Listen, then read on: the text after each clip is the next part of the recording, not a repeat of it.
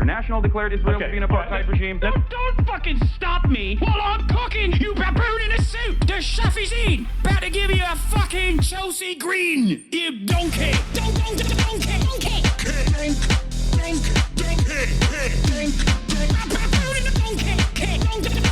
Listen to what I'm saying, and you will understand, perhaps, what I'm trying to imply. Patronizing. Yeah, I am being patronizing. I don't know who the fuck you are, and you're over here chirping all the way from fucking London about you want to fucking free Palestine, but also simultaneously you're talking about both sides are fucking fine. Shut the fuck up. You don't know anything, okay? Who the fuck is this pink-haired twink?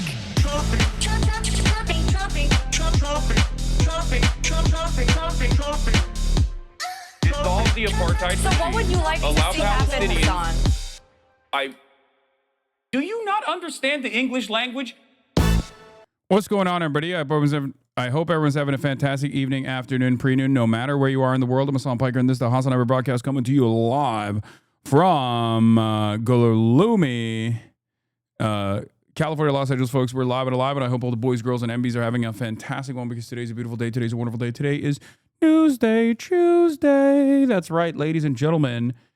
No workout today. A motherfucker slacking. No, I did work out today. I played basketball today. Anyway, it's Tuesday, September 30th. It is Tuesday, September 30th, 2025. We are about to be in October. You already know. Is this the last stream before you get sent to the gulag? I mean, American prison system, says Cucumber Skin Harvester. No, hopefully not. Anyway, it's partially sunny, but actually kind of cloudy here in California. It's 71 degrees, but we're alive. We got a lot going on in the world, and I hope you guys have a fantastic one, just as I will. This is going to be a shorter day today because I'm actually flying to France. Vive la France. Oui. And of course, as you guys know, when I'm not live, that means things are going to get heated. So just get ready for it. Okay. The Gaza flotilla is actually nearing the Gaza coastline.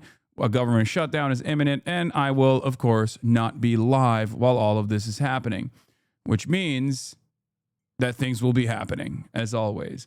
Will you stream from the plane? No, I will not. You going to watch Ludwig Race? Yes. I am going to GP Explorer. And because the American government is shutting down, I'm going to be in France, which I actually don't know how that's going to work because, like, if the American government shuts down and I'm in France, will I be able to fly back to the United States of America when there's no air traffic control? Who knows? Well, I guess we'll find out, though, won't we? I guess we shall. We will find out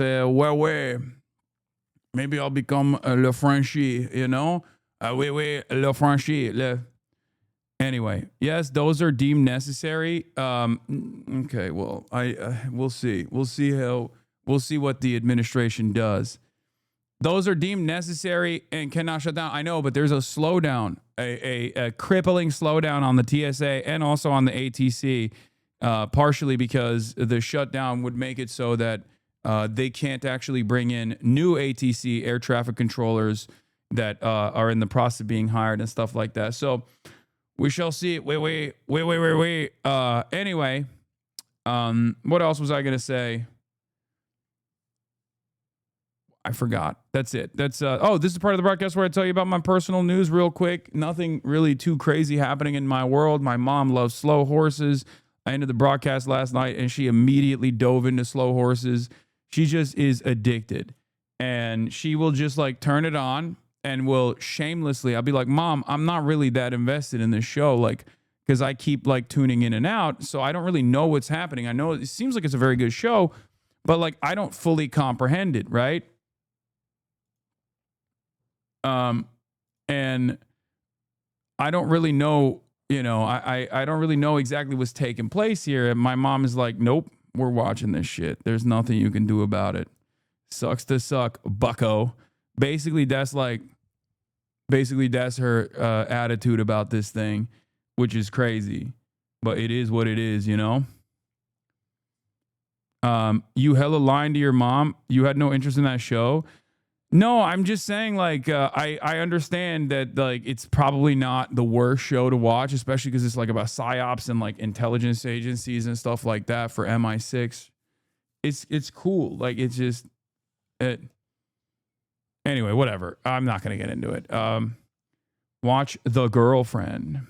You watch your girlfriend around me, bucko. Did you see Ty Lopez is getting sued by the SEC? No, I did not. Also, and what was I going to say?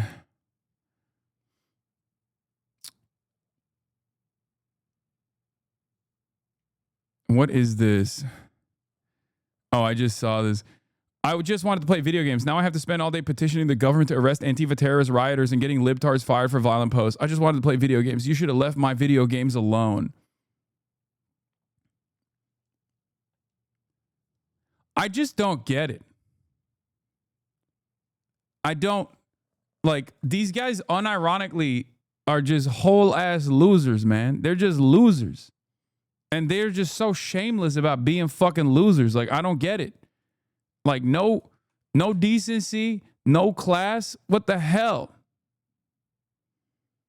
What the heliante, man? Like, you should be ashamed to say that out loud, you know? Anyway. All right, let's blast off real quick. This morning I played ball. I was cooking as always. You already know your boy still got it. I'm getting fatter by the moment, but I'm also at the same time at least sleeping a lot more. I'm getting stronger, and also I'm still cooking on the basketball court. And what else? And by the time I come back from France, I'm gonna be total fat. I'm gonna be full blown fat. New Hasanabi alpha male ops. Oh yeah. Well, I'll look at that in a second. Let me just blast off real quick. Let me blast off. Bro used to have abs and now doesn't even thirst trap anymore. Yeah, because I'm fucking fat, dog. I don't have abs anymore. What do you want me to do? Look at that. 20 years of pausing it. Pause it. Anyway. All right. Ice mania in all cities.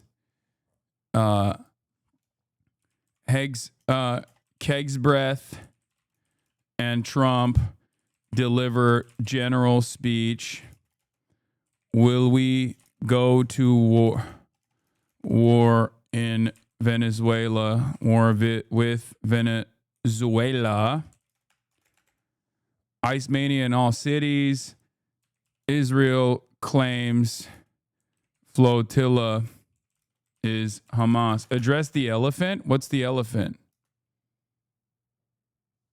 You don't schedule gym time when you're travel? No. Logs just for love. What up? It had been 7 months since I'm supporting the magnificent PBS. No regrets. 7 is lucky too. Yeah, lucky number 11. CBS is saying that Hamas is leaning towards the deal. What the fuck does CBS know about Hamas? I'd be shocked. Also, Gaza peace plan leaves little room for Palestinian sovereignty. Let's say dignity. Flying to France later. Get in now. Hi. Hit Boulangerie Utopie for breakfast in Paris is near Place de la République where all your protests and revolutions happens. Oui. I will love the Boulangerie. All right, who has a blast off meme for me? Emger link blast off. That's so stupid. You're so stupid for this. That's the dumbest blast off meme I've seen in quite a while. I'm gonna use it. Hell yeah. Ammon match your likeness perfectly in his Ethan Klein video. Ammon Animations did a Ethan Klein video. Is that what the elephant is? Is that what you guys are talking about? Your TikTok PR campaign is going well. Hasan Piker personally bought me a brand new Range Rover and paid me $70,000 to make that video. True. Saying that Elon did not like that Grimes said he was buff. He pays a lot. What can I say? It's true. It's actually true. That's literally how it works. This is how it works. This is how it goes, baby. This is how it goes.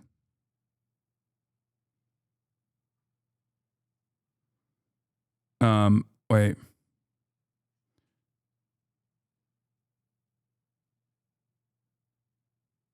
Be on. Okay. Toyota RAV4 for your brother and a Range Rover for some random TikToker? Yeah. Well, it's because my brother never does PR for me. I keep telling you haters that you brought me a 4070 Ti Super Last Socialism is a lie. The articles cost 20K, but TikToks cost 70K. Goddamn, you're getting fleas, brother. That's just how it is, man. That's how it is. That's how it is. That's how it is. Yes, Ammon made a Ethan Klein video. We'll watch it later, guys. Like, y'all are nutty. There is like, this is Maximum News Day. And you got motherfuckers being like, bro, you have to watch this Ammon Animations on Ethan Klein. Like, yeah, I will watch it. I love Ammon Animations. And obviously this one is even more interesting to me, even though all of his animations are interesting to me, because like he ends up covering a lot of the political comings and goings, right? Did you blast off? I did. But, you know, it's just like...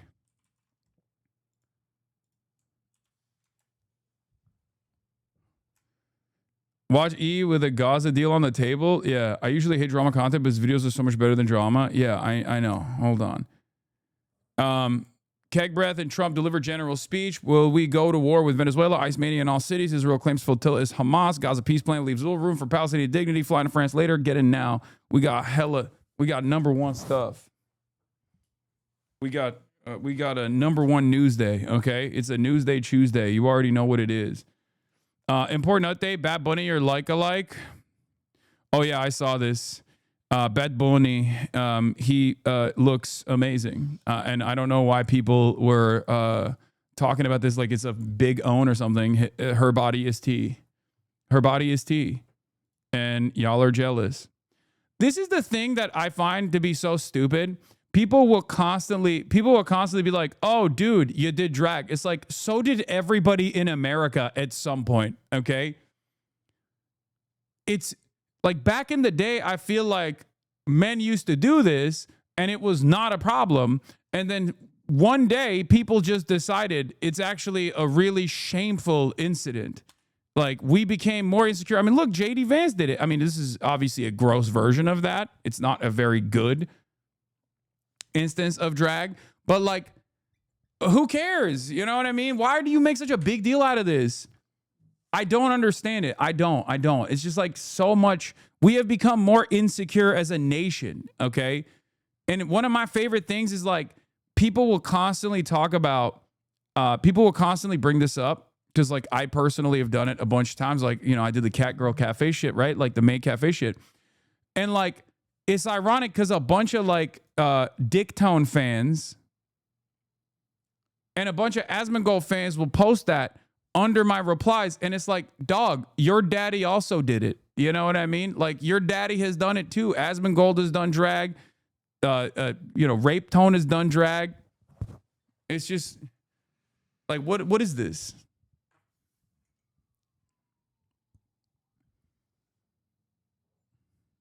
I don't get it.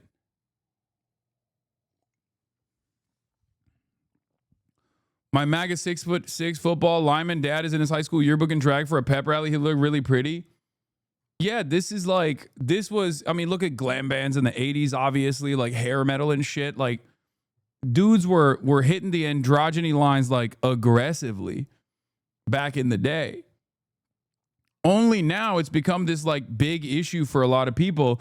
And it's so funny because it's only an issue if you're like a little worried about your own sexuality. It's only an issue if you're genuinely concerned about your own personal sexual proclivities. Like, it's just a reflection of insecurity. When I see someone make a big deal about drag, I very quickly realize I very quickly realized, like, this is a person who's, friendly fire. Yeah. Does this look appropriate for little kids on Xbox? PlayStation has allowed Twitch and Discord not be monitored on all platforms and systems. Daily, your children are being radicalized by these goons like Hasan the Hun. Dude, might want to do your homework on this one. It was not for kids, and it wasn't on any platforms you listed except Twitch as a joke. Asmongold is the #1 political streamer, and he's a conservative. Again, I know you're on a quest, but doing your due diligence should be a part of the process. That's so funny. They're like, Asmongold is fighting the same fight we are, bro. Yeah, this guy saw Asmongold and Dragon, thought it was me, I guess. Yeah, friendly fire. Switch off, sir. This is one of our targets. Bad Bunny is a Super Bowl halftime show. Too bad I won't be watching. Yep, exactly. Anyway. Man, you got to delete Twitter off the phone, dog. I mean, truly, I do have to delete it for sure. Yeah, no, I saw this one exactly. Imagine having this as your leader, someone who dresses like a French maid, and then it's just like, you know,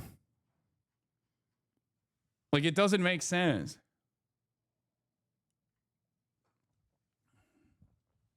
Everyone's done this shit. Everyone's done this shit. Found the perfect vid encapsulates how I feel about you. Give me some wine to put me in a room with Hasan Piker. I don't even need to say anything else. We saw this already. We saw this on the stream already. I know.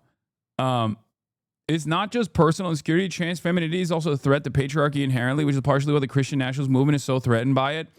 Yeah, no, I agree. Well, there's a couple different avenues here. Gender, and the way that people understand it, is one of the only associations, one of the only cultural signifiers that people have that isn't directly tied back to a commodity, even though it can be reflected in the commodities that you purchase.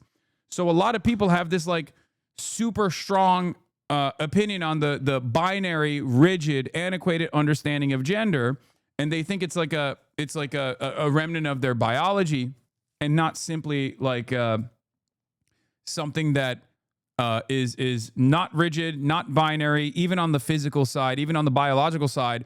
And it's certainly not that when it comes to gender being a social construct, right? It's anti-intellectualism, and it's fear of the unknown, and it's also just like a fear that people have about the world changing around them in real time in ways that they can't understand. So it is what it is. But I think that for many people, because they have such a strong association with their gender, such strong associations with like who they are as a person is like defined by their gender, and the way that they understand gender as a rigid binary construct, they lose their fucking minds when a person existing in the real world breaks that binary in real time. God forbid, especially if it's someone that they want to fuck. Okay? God forbid, especially if it's someone that they find to be like sexually attractive. Oh my God. They lose their goddamn minds. That's why you see so many people who are transphobic, like outwardly transphobic and insane. They got trans on the brain all the time. Also be chasers, like the Alex Jones of the world, like Nick Fuentes. Like these people are like that. But it is what it is, you know? For me,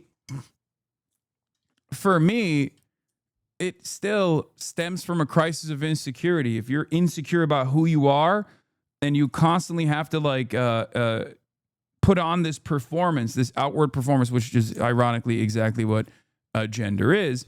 But if you constantly feel the need to put on this like outward performance of violence because that's how you have decided you can just like tell everybody how masculine you are, then you become a conservative.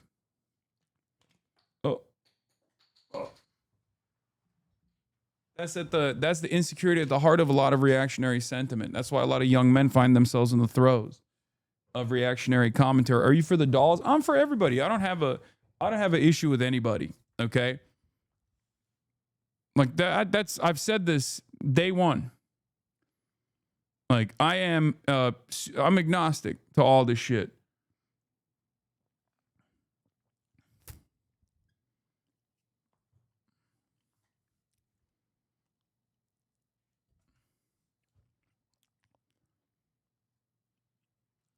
As long as I care more about people's output, I care more about like what people do.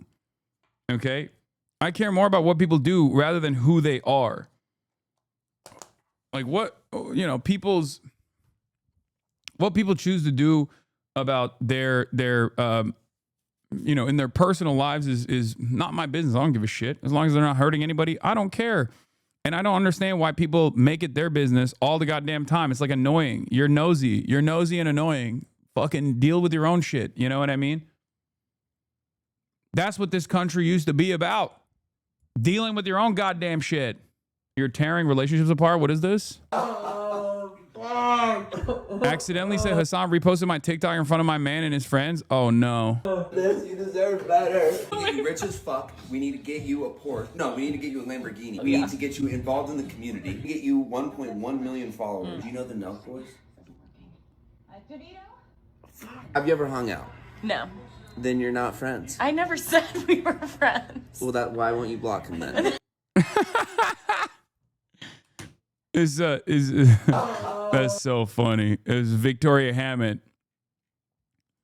I'm reposting this too. Uh-oh. This is more common than you might think. I've seen this happen IRL. I mean, this is the perfect boyfriend. Like the type of dude who can make jokes about this. This is once again a boyfriend who is so confident in their relationship that it's like understandably not an issue at all. So much so that they can like literally make jokes about it. Respect. You know, this is exactly the type of boyfriend you must have.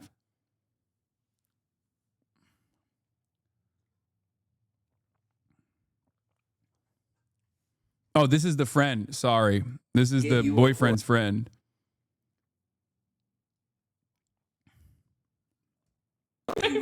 Which one's the boyfriend? The one who's on the couch? Do you know the Nelk Boys? I mean, he's handsome as hell. I just let you sleep with my girlfriend and I know she's still loyal. Bro, that's crazy. Okay. That's maybe a little too much. Okay. Maybe that's a little bit too much. Okay. Calm down now. My sneaky link crushes on you, but I low-key look like mini you, so I'm not pressed.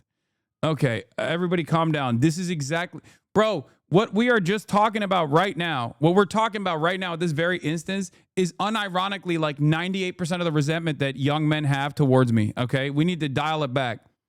Shh, just keep it in the back pocket, okay? I'm not even kidding. Half of the fucking reason why people I've realized like for years and years, I tried to identify where this resentment was coming from. And unfortunately, it's much dumber than you would think. It's not because like these people have well-defined ideological positions and they find me to be a threat to that. In many instances, it's just like, I don't like that he has a lot of nice things. Like, fuck that guy. He must be faking it. He's a grifter.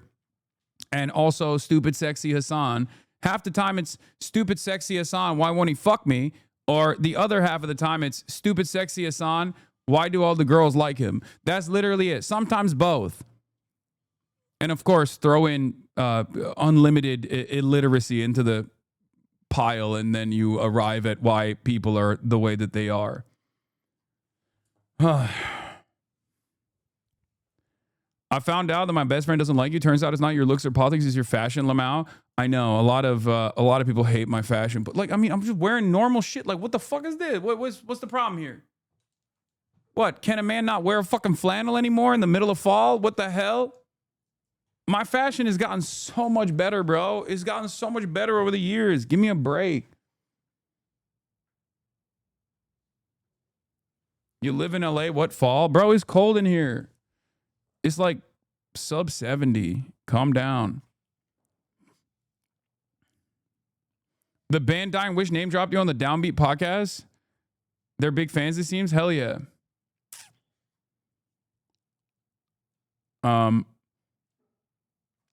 Where was I? What was I going to show you? Oh, there was also this.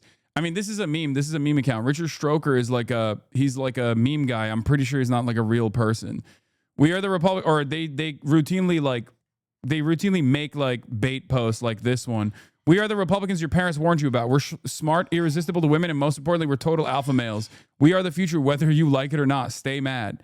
Back me up, Bryn Holland. These liberals are attacking us. This will help propel the college speaking tour too, by the way. Lots of women clearly want a piece of us. It's, no, this is bait. He's rage baiting. He always does this shit. I previously thought it was real too. You wear normal shit at home is when you go out that you look stupid. Wait, what? Yeah, his name is Dick Stroker, guys. They want that skinny jean plus flats, Andrew Tate look, Lamau. Yeah, the first two are real Republican guys, though. I mean, this one straight up looks like one of Santa's elves in that fucking in that claymation show. Or he looks like Moral Oral, bro. What the hell? Am I crazy? Did they find this in a lab? What is this? Did they make this in a lab, bro? Did they look at Moral Oral and we're like, we need that? We need that to be the movement guy. Like, look at this.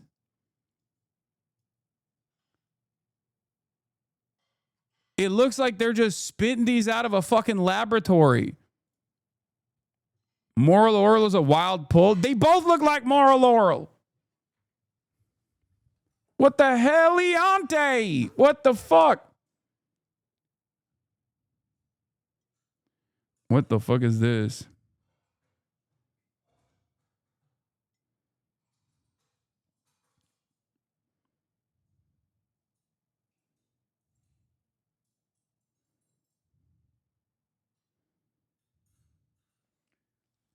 Demon twin alert. Pull up the 22-year-old counterterrorism chief in the Trump admin. Oh my God, that guy is fucking awesome. Perfect reply to that tweet from Busted Open 420. We're smart, irresistible women, and most importantly, we're total alpha males. I mean, this person is rage baiting for the record. Like, that's the joke. The joke is that they're not, right? Because for those of you who don't know, I think Dick Stroker is like one of those like Groyper adjacent accounts that constantly fucking rage baits. And the Groypers hate these dudes because they're like industry plants. I've been following this stuff on the back end. I haven't really been talking about it that much, but like they think like, I can't even say this motherfucker's name, by the way. What is it? Brylan Hollyhand, okay? But he's like the new industry plant for establishment conservatives to like take over the Charlie Kirk market share. Brylan Hollyhand. Yeah. And they're like, they're really, really trying to make him a big thing. And a lot of like the groiped up shouties hate him because they think like, oh, you're just coming in to take over Charlie Kirk's space and be like, you know, an establishment Republican, stooge, a crony. You want to fucking talk about like loving Israel. You're basically like a toy for old conservatives to point to say, oh, look, young people love us. It's the same shit that Olivia Giuliana does for the Democrats, right? Or even in some instances like Harry Sasan. Except unlike this dude, Harry Sasan does fuck. We know that. That is well established. Harry Sasan fucks, okay? So you might have issues with Harry. I certainly do.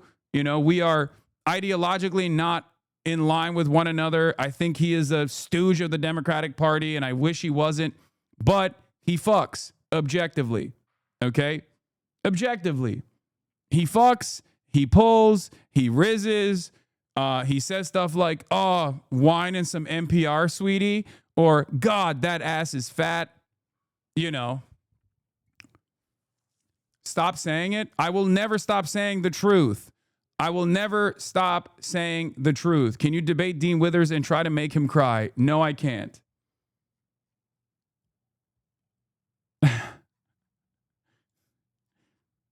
He cried, we crowed, okay? What is this? Here? Yep, that's my goat. That's my motherfucking goat, dude. Look at that game, dude. Look at that game. God, that ass is fat. Penis Tugger called you out. Hey, Hasan the Hun, why didn't you say it to my face, tough guy? Nice.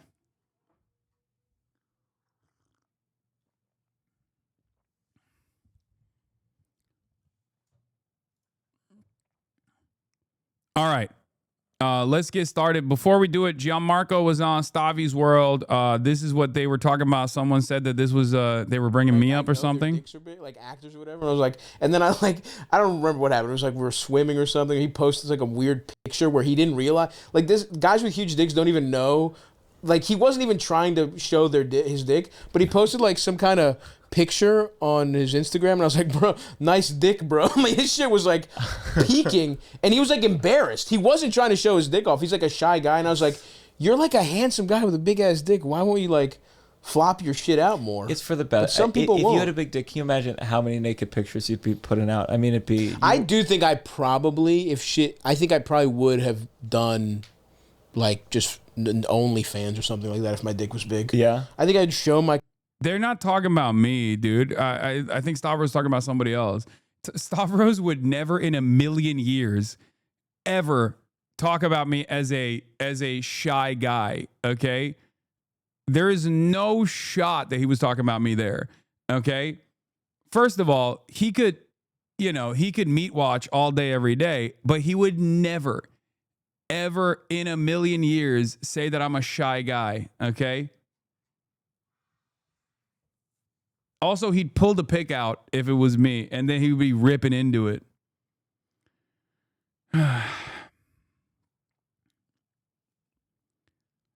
Yeah, Stav would never compliment a Turk. He would die before he acknowledged a Turkish man's penis being large, okay?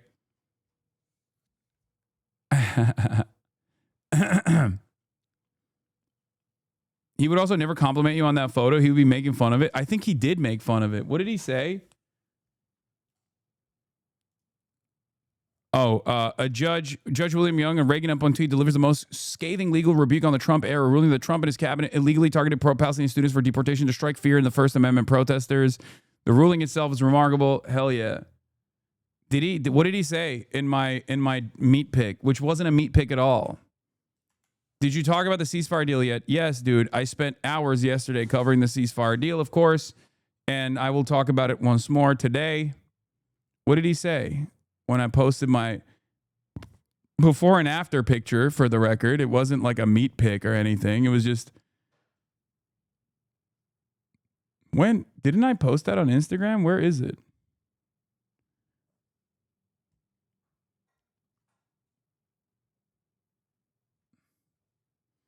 The range in this broadcast is crazy. You already know it, baby. That's how it works.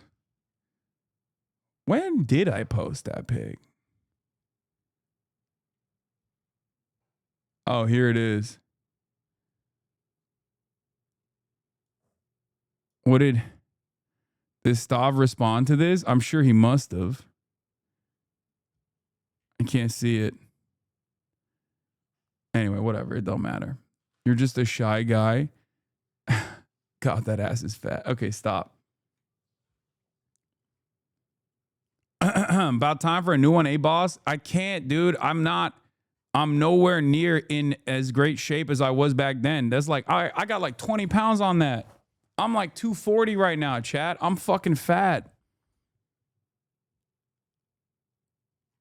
The difference between 240 me and 220 me is like six pack. Fucking striations, you know? What happened, bro? What do you mean what happened? Look at the last fucking couple of months. The last couple of months have been me traveling all over the place. Like, all my diet's been all over the place. It just sucks. 20 pounds is a lot. Not for me. I'm a big boy, but 240, why you look so slim? Because I'm 6'4" and muscular.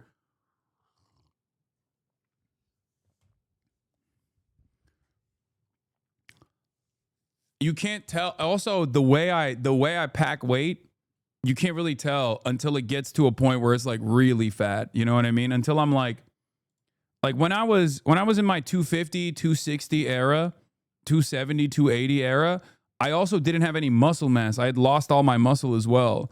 Now at least I have a decent base, like a lot of muscle mass underneath, which is why it doesn't look as bad. But I got to get back down to 220. It's just messed up. Is messed up. You are lucky as hell that you don't have a long torso. That's also true. I have a short torso as well. Calling yourself fat when you're not is your gayest attribute. I'm currently plump. I'm pleasantly plump. My six pack is gone. Let's be real. All right, let's get started. President Trump is lowering, and this in and of itself is not actually a medbed style situation. This is real. President Trump announces lower drug price with the help of Pfizer. He's doing like Trump med, not medbed, but Trump med. Pfizer is committing, as will other drug companies as we go through the weeks. But Pfizer is truly one of the biggest in the world and one of the greatest in the world. Today, Pfizer is committing to offer all of their prescription medications to Medicaid, and it will be at the most favored nation's prices. It's going to have a huge impact on bringing Medicaid costs down like nothing else. I told you that in my first term, I was so proud of the fact that for the first time in 28 years, drug prices came down. And I had a news conference that I explained it was 1/10 of 1%, but it was down. And here we're talking about, in one case, over 1,000%. This is a critical step forward to our work and to improve health care, and hardworking, low-income Americans, especially low-income Americans, will be helped so greatly. In addition, Pfizer is agreeing to provide... Trump, give me that Ozempic, King. Get me that Ozempic and TRT and my life is yours, okay? Cost-free Ozempic, cost-free TRT for all, baby. Medicare for all, HRT for all, TRT for all, Ozempic for all. You know, these are my demands. Some of their most popular current medications to all consumers at heavily discounted prices of anywhere between 50 and even 100%. And that's off. The fat shot doesn't work. I have a lot of fat friends. Fat. They're fat. They're fat. They take the fat shot and it doesn't take. That's off the price. And in some cases, even more than that, these drugs will be available for direct purchase online at a website operated by the federal government. We're also announcing that moving forward, all new medications introduced by Pfizer to the American market will be sold at the reduced most favored nation cost. So we'll be paying essentially what other countries are paying, who have been much lower, much lower. My man, finally, I mean, is he just lying? I don't know the exact details of what this is going to look like. I don't know the exact details of what this is going to look like, obviously.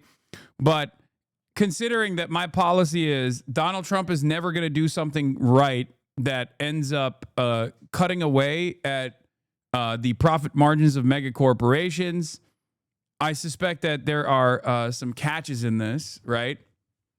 There is 0% chance that he does something good. I'm very, very skeptical. I do not believe that he is going to do good things. I only believe he is capable of doing bad things. You know, maybe you can call me a hater for that, but I am only one guy who is looking at what Donald Trump has done so far and how he moves. And I just don't think that he is even physically capable of shaving away at the bottom line of mega corporations. That's kind of his job. Only bad can happen. Nothing good can happen. Only bad can happen. But yeah, it's direct to consumer. It's basically like Mark Cuban, but with the backing of the administration. He's calling it Trump RX. The White House is planning to unveil a direct consumer website for Americans to buy drugs, dubbed Trump RX, as well as announce that Pfizer plans to lower prices on several of its medications in the U.S. Nothing bad can happen, only good happen. But it can only bad happen. That's the reality. There's a new Pete Hegseth expose. Pentagon Pete's manic meltdowns exposed by AIDS. Obviously, we'll talk about that as well. But let's be real. There is a possible shutdown that is imminent.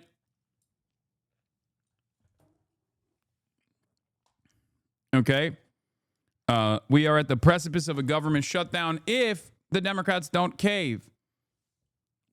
There is still a likelihood that the Democrats might cave. Remember, Chuck Schumer, there's always a likelihood that Chuck Schumer will find a way to say, I don't want to fight, Mr. President. I'm so sorry. Thank you for giving money to Israel. In other countries and $137 in the U.S.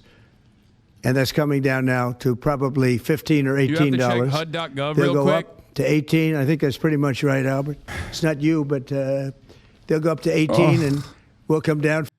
This is on the radical left are going to shut down the government and inflict massive pain on the American people unless they get their $1.5 trillion wish list of demands. The Trump administration wants to keep the government open for the American people. Is the shutdown good or bad? There is no world in which the shutdown is good. Obviously, the shutdown is bad. Now, do I believe that the shutdown will be good for the Democrats? It depends. Okay? The shutdown is obviously a crisis, right? You have a lot of workers that are on furlough, and none of the government functions work in the way that they normally do. But is it a necessity in times like this? Is it a weapon wielded by the minority party when the administration is engaging in real time with a crippling of all institutions, sicking the military on the people, and taking away a lot of government-funded healthcare away from regular Americans? Absolutely. So, unfortunately, it must be done, right? This is a weapon that the Democrats have in their arsenal, perhaps the most consequential one, and they should have done it in the past as well. I kept repeatedly saying that they have to do this. They have no other tool, right? For the Democrats, their demands are pretty reasonable. Okay? Their demands are pretty reasonable. I think that they could be making even more demands. Like, for example, clawing back some of the ICE funding. Like, demanding that they no longer sic ICE and the American military on the domestic front, and also ensuring that some of the cuts that are going to come for Medicaid do not happen, right? Because the reality of the matter is the big beautiful bill is going to bring about $800 billion in cuts to Medicaid, right? That's ginormous. That's terrifying for rural hospitals. It's terrifying for Trump's base, ironically enough. And that is one of the demands that the Democrats are making. They want assurances from the Republican Party to not do that. And, of course, the Republicans are literally turning around and lying and saying they have a $1.5 trillion wish list of demands. They want to give everybody transgender. They want to give everybody undocumented migrant. Okay? Because as it stands, in order to avoid a shutdown, to fund the government, they need votes from Democrats. And the Democrats are standing firmly against it. They're saying, we're not going to fund the government unless you listen to some of the reasonable demands we have. Okay? The Republicans, of course, are using this as an opportunity to attack and lie and make shit up, basically, about what the Democrat demands are. They're claiming, as they have done so over and over again, because they've seen this as a very reliable way to galvanize the base, the Democrats are trying to shut the government because they want to give $1.5 trillion to undocumented transgenders. Okay? If you slap transgender and undocumented into your conversation, illegal alien or transgender into your conversation, every Republican seemingly doesn't realize that they're getting robbed blind. Okay? And that's precisely what they're doing. J.D. Vance started doing this already. My fear here is not only is it the appropriate thing for the Democrats to do in order to protect all American citizens right now, because it's the only tool that they have, and make it costly for the administration to continue the shutdown, because like at the end of the day, they control everything. They control the House, they control the Senate, they control the White House. So obviously, when they have full control over the government, like people are understandably going to look at this shutdown and look at the chaos that ensues and blame the administrative party for it, right? So you create a pressure point against the federal government and you force them to listen to the reasonable demands that you're making.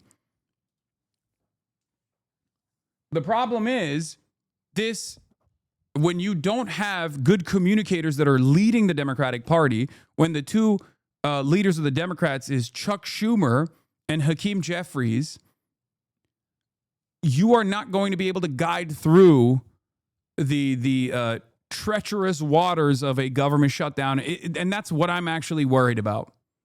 I'm worried that they're going to do the right thing and maybe push for a shutdown. And then instead of using that opportunity to talk about all of the things that this administration is doing so far and what your demands are, they are going to get bullied by a faucet of misinformation coming from the Republican side. Okay? And then they'll somehow find a way to fuck this up as well. What do I mean by this? I mean, yesterday, Hakeem Jeffries and Chuck Schumer went and talked to Donald Trump. They came out and said, it seems like it's the first time Trump has actually heard our demands about, how people are going to lose their health care coverage if this goes through, if this big, beautiful bill goes through, all this stuff, right? Donald Trump came out and said, Hakeem Jeffries is Mexican. And Chuck Schumer wants undocumented illegals to get $1.5 trillion in healthcare with an AI video. That was what his response was. It's a fucking clown show. It's a goddamn clown show. And it doesn't even feel like the media is equipped to tackle this kind of idiotic sentiment expressed by the administration. At least in like 2016, there was this overall attitude that like what Trump was doing was not fit for the station. What Trump was doing was completely inappropriate. And Republicans had a sense of shame, even like those who secretly loved Donald Trump still exhibited a sense of shame that this was, not dignified, right? The way that Trump was presenting himself was not dignified. They would always say, oh, just don't listen to what he has to say. But, listen to what he's doing. What he's doing is good, but what he has to say is kind of stupid. I don't really like it or whatever, right? That's gone now. They don't even do that nowadays.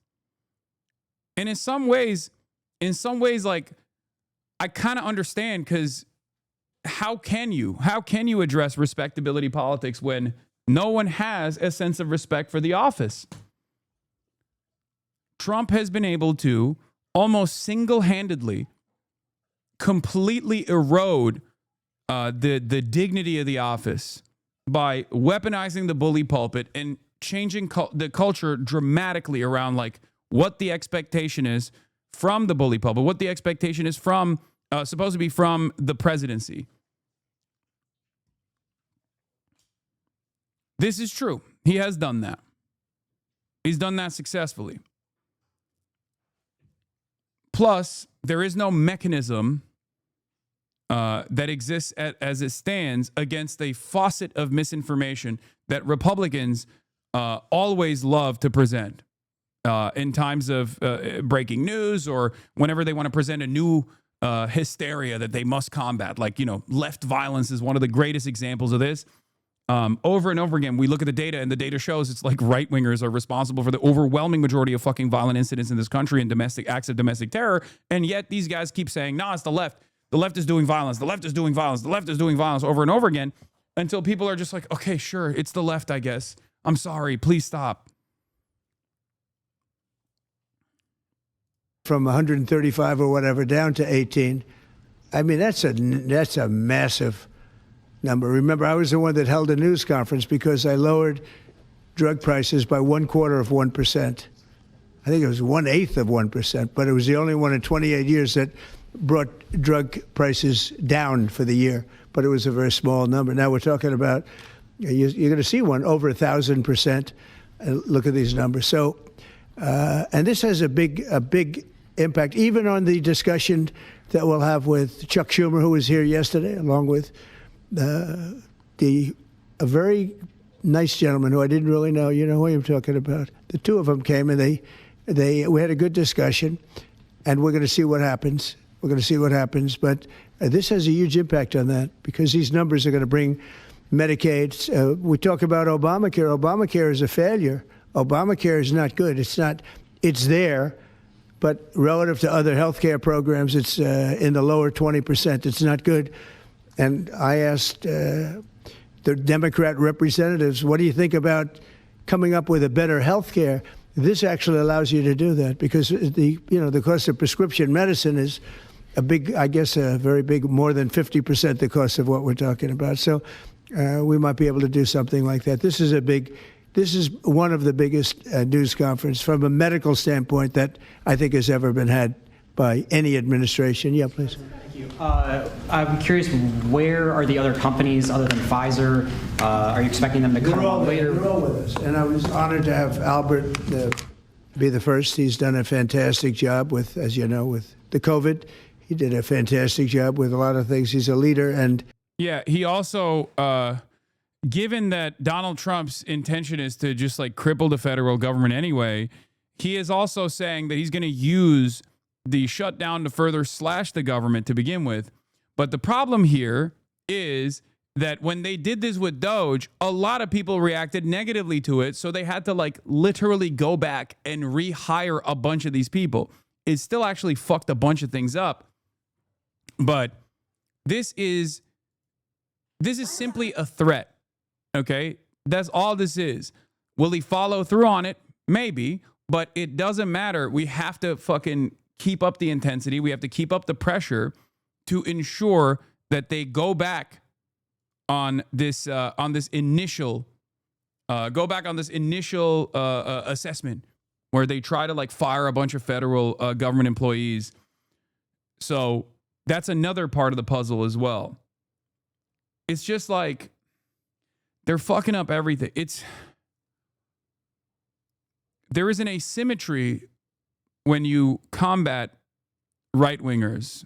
Like there is an ease where there's an ease in which you can destroy something. It takes a lot longer and a lot more effort to build certain things as opposed to breaking them, right? It's so easy for Republicans to just say, like, we're firing everybody. Who gives a shit? Fuck you. The hardest part for the Republican side is to actually destroy things that are defensible, like Social Security. People like that. So they have to take a long time to just like slowly but surely cripple these programs with austerity and then eventually develop resentment towards those programs. It takes years and years to successfully do this, right? But ironically enough, as the White House correspondent for Independent Andrew Feinberg says, White House is begging hundreds of office managers fired by Elon Musk Doge to come back to work. So like I'm saying, like these guys are stupid enough to follow through on this, but I don't think they realize how devastating this is for the regular federal government to work. They need these people, right? They need these people. They need people that are responsible to continue working at these regulatory agencies. Like if you fire mad people from the FDA, for example, because you're just horny to cripple the federal government, you're going to have the inevitable consequences that are very damaging. Like you're no longer going to have confidence in the meat that you're purchasing at the grocery store. Like you can't have that. Okay? You can't have that. That's chaotic. And maybe in the short term it looks fine. It feels fine. But the impact of such decisions will harm the public so dramatically that it'll be pure chaos. The expectation that companies are not going to take advantage of the lack of regulatory control and then refuse to actually keep the same standard of quality in their produce is ridiculous. Of course, they're going to be like, all right, the FDA is not checking this shit anymore. Who cares? We can offer substandard safety protocols now. And then eventually the public will start getting sick.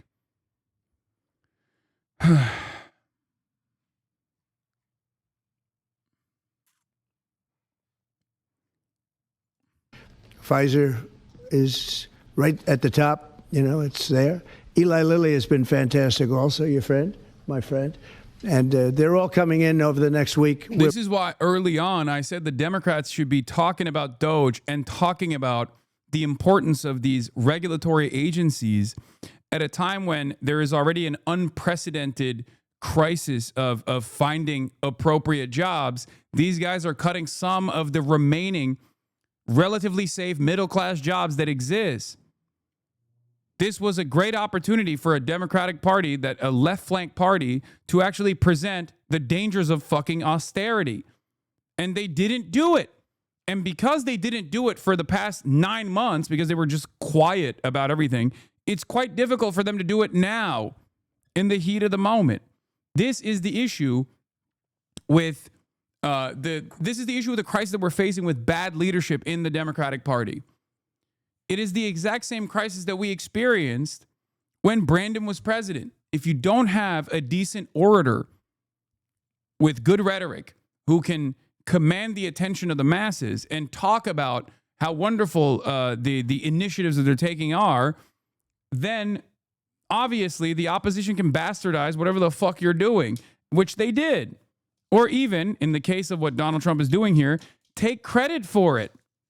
They could take credit for it, like the insulin price caps. Donald Trump is like, I did that. That's mine. That's my initiative. It's crazy. Making deals with all of them. And I said, if we don't make a deal, then we're going to tariff them an extra 5, 6, 7, 8%, whatever the difference is, and we'll take it that way. So we took away the advantage by the fact that we have tariffs. We took away the advantage that they would have of just saying no, and we couldn't do anything about it. If they do that, what we do is we'd put a tariff on them of an equivalent amount, and we take it that way. And nobody wants to play that game. So they're going to be, they're all going to be good. We didn't have to mention that to Albert.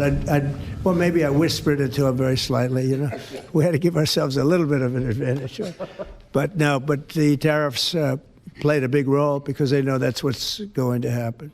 President Trump. You mentioned the tariff, the exemption of the 232s, but can you share a timeline for when we can expect the results of that 232 investigation? Let Howard answer that question, please. Sure. So while we're negotiating with these companies, we're going to let them play out and finish these negotiations because they are the most important thing to the American people. So we are standing by, helping and working with them. But the driver of the 232 outcomes is our HHS team because, I mean, look what they've accomplished today. So we are on their side helping them, but that is the model that's going to drive. And you have to understand, Albert's spending $70 billion that he wouldn't be spending because of the tariffs, let's say, and other reasons. I think he liked the winner of November 5th, in all fairness, but because of the tariffs. And that wouldn't happen. He's not going to pay any tariffs because when he moves here, there are no tariffs. So he won't be paying tariffs. That's the beauty of it. If you move here, there are no tariffs. And we have... I don't know what the fuck RFK is doing here, bro. I don't know what's going on with his blazer. I don't know why he has his one hand inside of his blazer like he's a Vladimir Putin security guard or something. Over $17 trillion, Albert. You believe these numbers? So Biden had less than $1 trillion for 4 years. We have over $17 trillion for essentially 8 months. Pretty amazing. When will prices come down, Mr. President? When can America? They're going to start coming down. Drug prices? Well, they'll be starting immediately. Yeah. Mr. President, can you speak to what impact you think this reduction in drug prices will have on midterms coming up? I think it's going to have a huge. I said, if we can pull this off before midterms, I've wanted to do it from the beginning, from my first day in first term. And we were doing so well. We had the greatest economy we've ever had. Everything was good. And then we're ready to do this, which is complex and big. It's a big change. But what happened is COVID came, and we focused on COVID. We focused on COVID very hard with Albert, with the other companies, with everybody. Regeneron was a great thing. You know, we did a lot of therapeutics that were fantastic. And so we focused on that. And I said, if I pull this off again, the first thing I'm going to do, and, you know, we've been working on this for 8 months. It's a very big deal. This is a big shock to the system. But it's not as much as I said. They're going to go up. The world is going to go up a little bit. We're going to come down a lot. But now it's fair. We're going to be paying the same thing. Yeah. President Trump, in your first term, when you cut the price of insulin, Biden later came in and tried to steal credit for that. Do you worry that the Democrats are going to try to steal credit for these historic cuts? I really appreciate your question because I did. I cut the price of insulin down to $35. Very good question. You seem like a dapper young lad with a wonderful career ahead of you. What is the question, bro? That's not a question. It's a glaze. That's just that's a dick suck, okay? Half of the people that are in that room are there specifically so that they can be like, Mr. President, you are so sexy and hot today. I love you. Why do you think the Democrats have a crisis of ugly? Why do you think the Democrats are so weak and feeble, Mr. President? Why don't they actually demand that there's a national holiday to celebrate you, Mr. President? Very good question. Thank you. Fantastic. And the problem is with many of these things, and in this case it's going to be pretty quick, but oftentimes you'll do something medically because of the process, and it won't be seen for 2 or 3 years. That happened also with, I could say 4 different things, but just if you talk about insulin, so it was 200, 300, 500, and you couldn't get it, and I got it down to 35. And I said, I hope I win the next election because otherwise whoever wins is going to take credit for it. Well, what happened is we did win the election. We did great. But unfortunately, it didn't work out that way from a practical standpoint. And Biden, when I saw him get up and take credit for the $35 and even less insulin, that was 1,000% lower than what it was just previous. Boy, I tell you, I didn't like it. I didn't like it. So I did the best I could to let him know we did it, because we want to be given credit. But we are the ones that got insulin down to that number. And you're right. They tried to take credit for it. They had nothing to do. In fact, they didn't even know what happened. All of a sudden, the insulin price kicked in at $35. And they asked Biden about it. He had no idea what the hell they were talking about. But after they explained, and they didn't really explain to him because he was not. By the way, once again, and I told you so a moment, but even the government forcibly reducing the prices of one singular medication for Medicare recipients is such a banger piece of policy that both of these administrations have played football on who's responsible for doing it. Please, I'm begging people to understand that this is perhaps the greatest example of a person that is the greatest example of the success of socialized medicine. Please look at how much both Biden and Donald Trump have tried to take credit back and forth for lowering one fucking price. The price of insulin. Like, wake the fuck up, guys. There is no better indication of how fucking successful a bold agenda in the direction of socialized medicine would look like, how successful that would look like, how popular that would be for every single American. This is it. It blows my mind that people still act as though this is not the case. Oh my God. Not capable really of understanding it. But when they went out and talked about it, they acted like it was a great feat by Biden. It had nothing to do with him.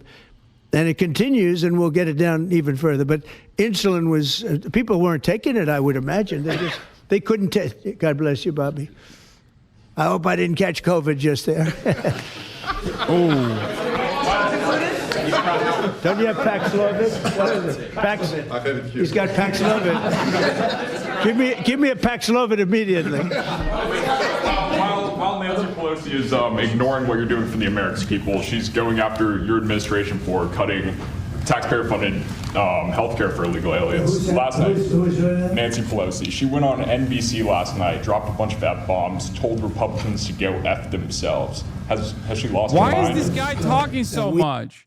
Who the hell is this guy, bro? Also, why did Marjorie Taylor Greene's boyfriend lose a battle to a beehive or something? What the fuck happened to this guy?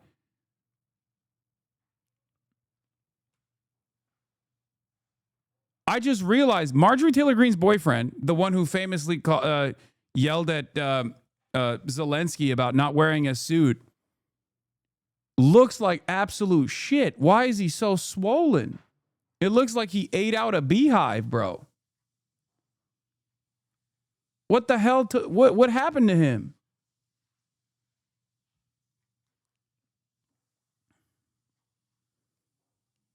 He looks like evil Winnie the Pooh. Yeah, what the fuck? We have done an unbelievable job medically. Just this, if you did nothing else, we've done a lot like the insulin.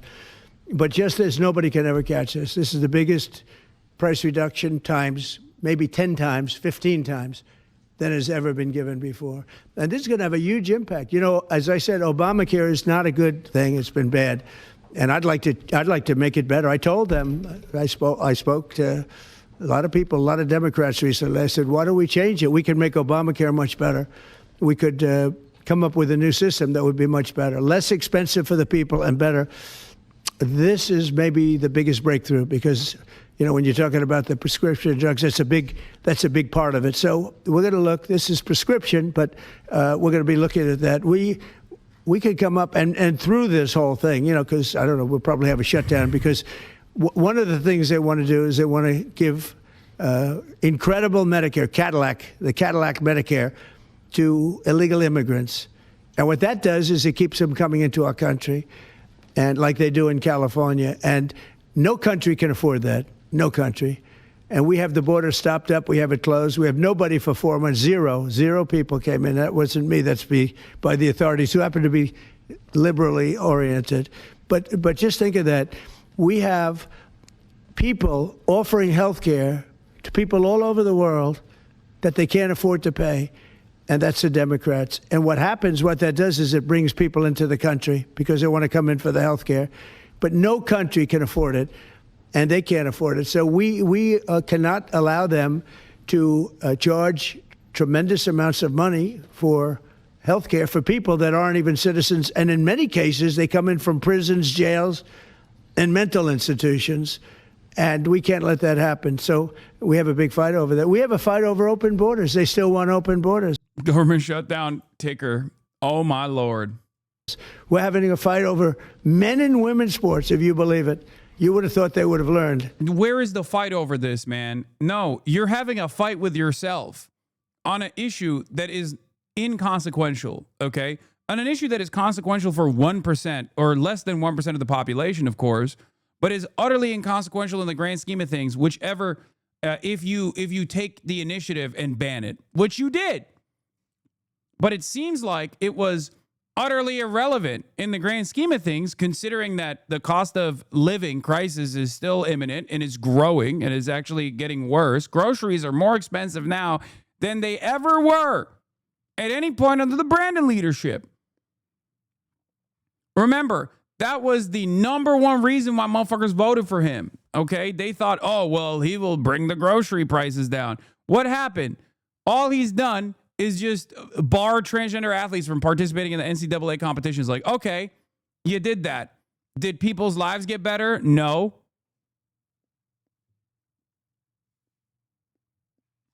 I can't stand this shit, man. There is no better representation that like all the culture war stuff that these guys, all the culture war battles that these guys fight are simply violent distractions. And have been used as a way to make people look the other way on their inability to address the actual crises that people voted for Donald Trump. Like another great example of this is immigration, right? Donald Trump is talking about, you know, open borders. New. Reuters uncovers that the Trump admin is prosecuting the lowest number of drug trafficking cases in decades. Oh my God. How strange, you might be saying. Maybe it's because Donald Trump is actually actively stopping border crossings from taking place.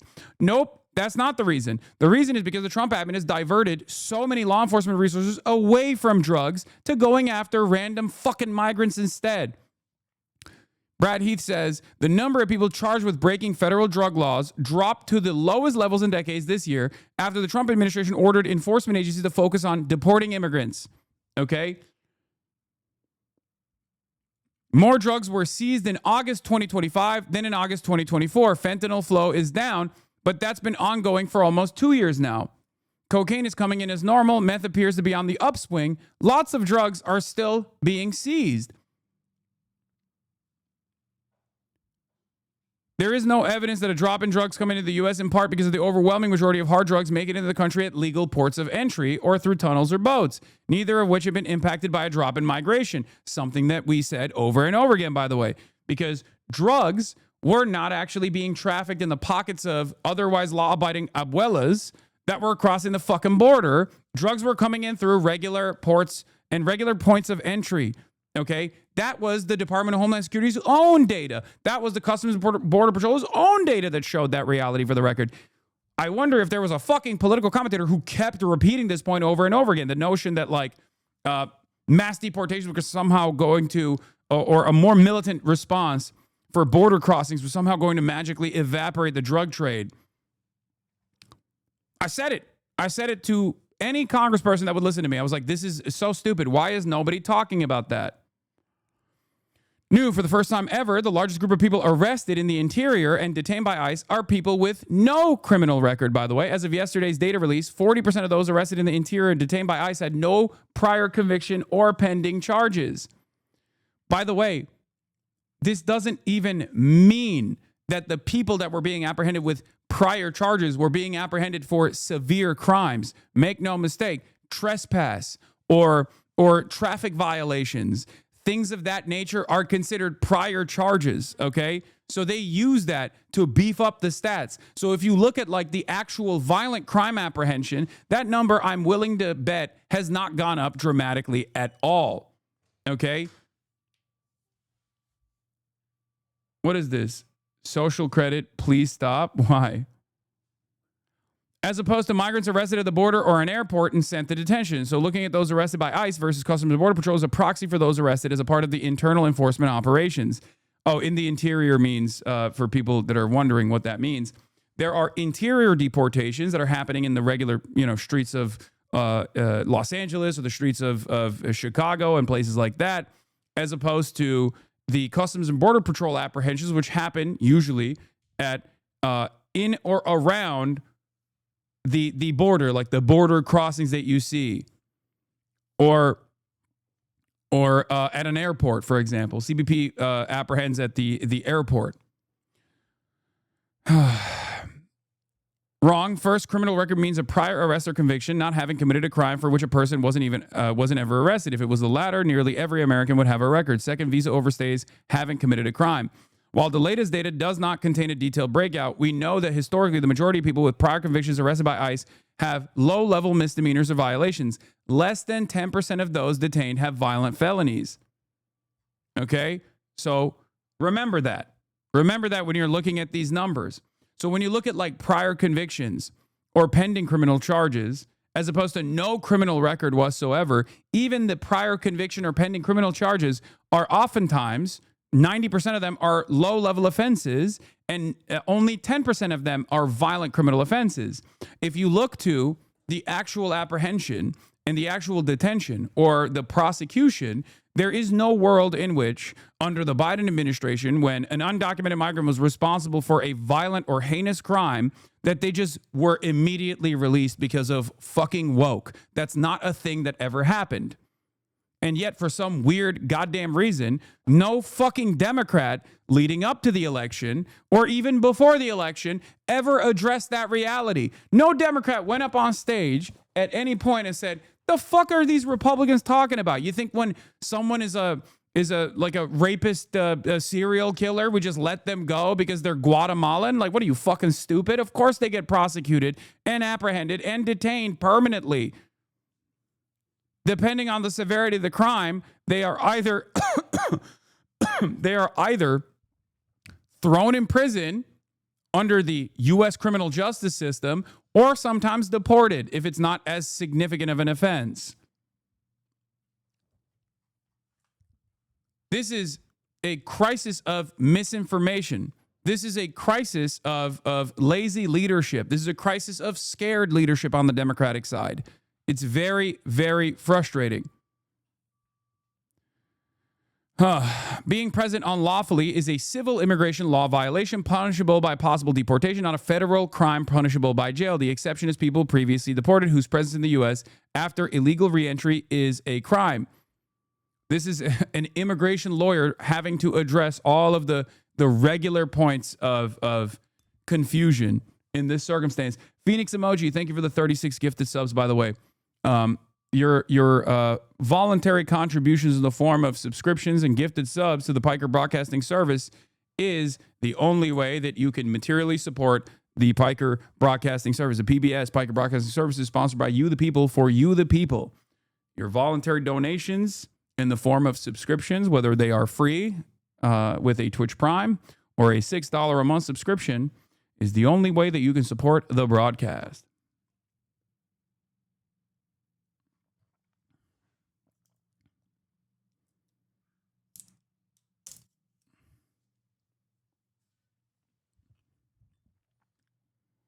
Open presents. Thank you for the 25 get the subs. And Non-Jade, thank you for the 5 gifted subs. Valorant is also gifting 1 gifted sub for every 5 gifted subs in the chat as well. Valorante. Cutie McBiddy, thank you for the 50 gifted subs. Allowing 50 people to now no longer, allowing 50 people to now be able to rewind the broadcast.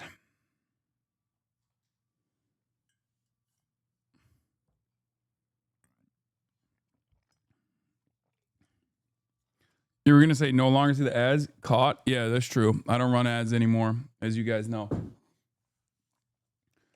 Okay, Jimmy Slammies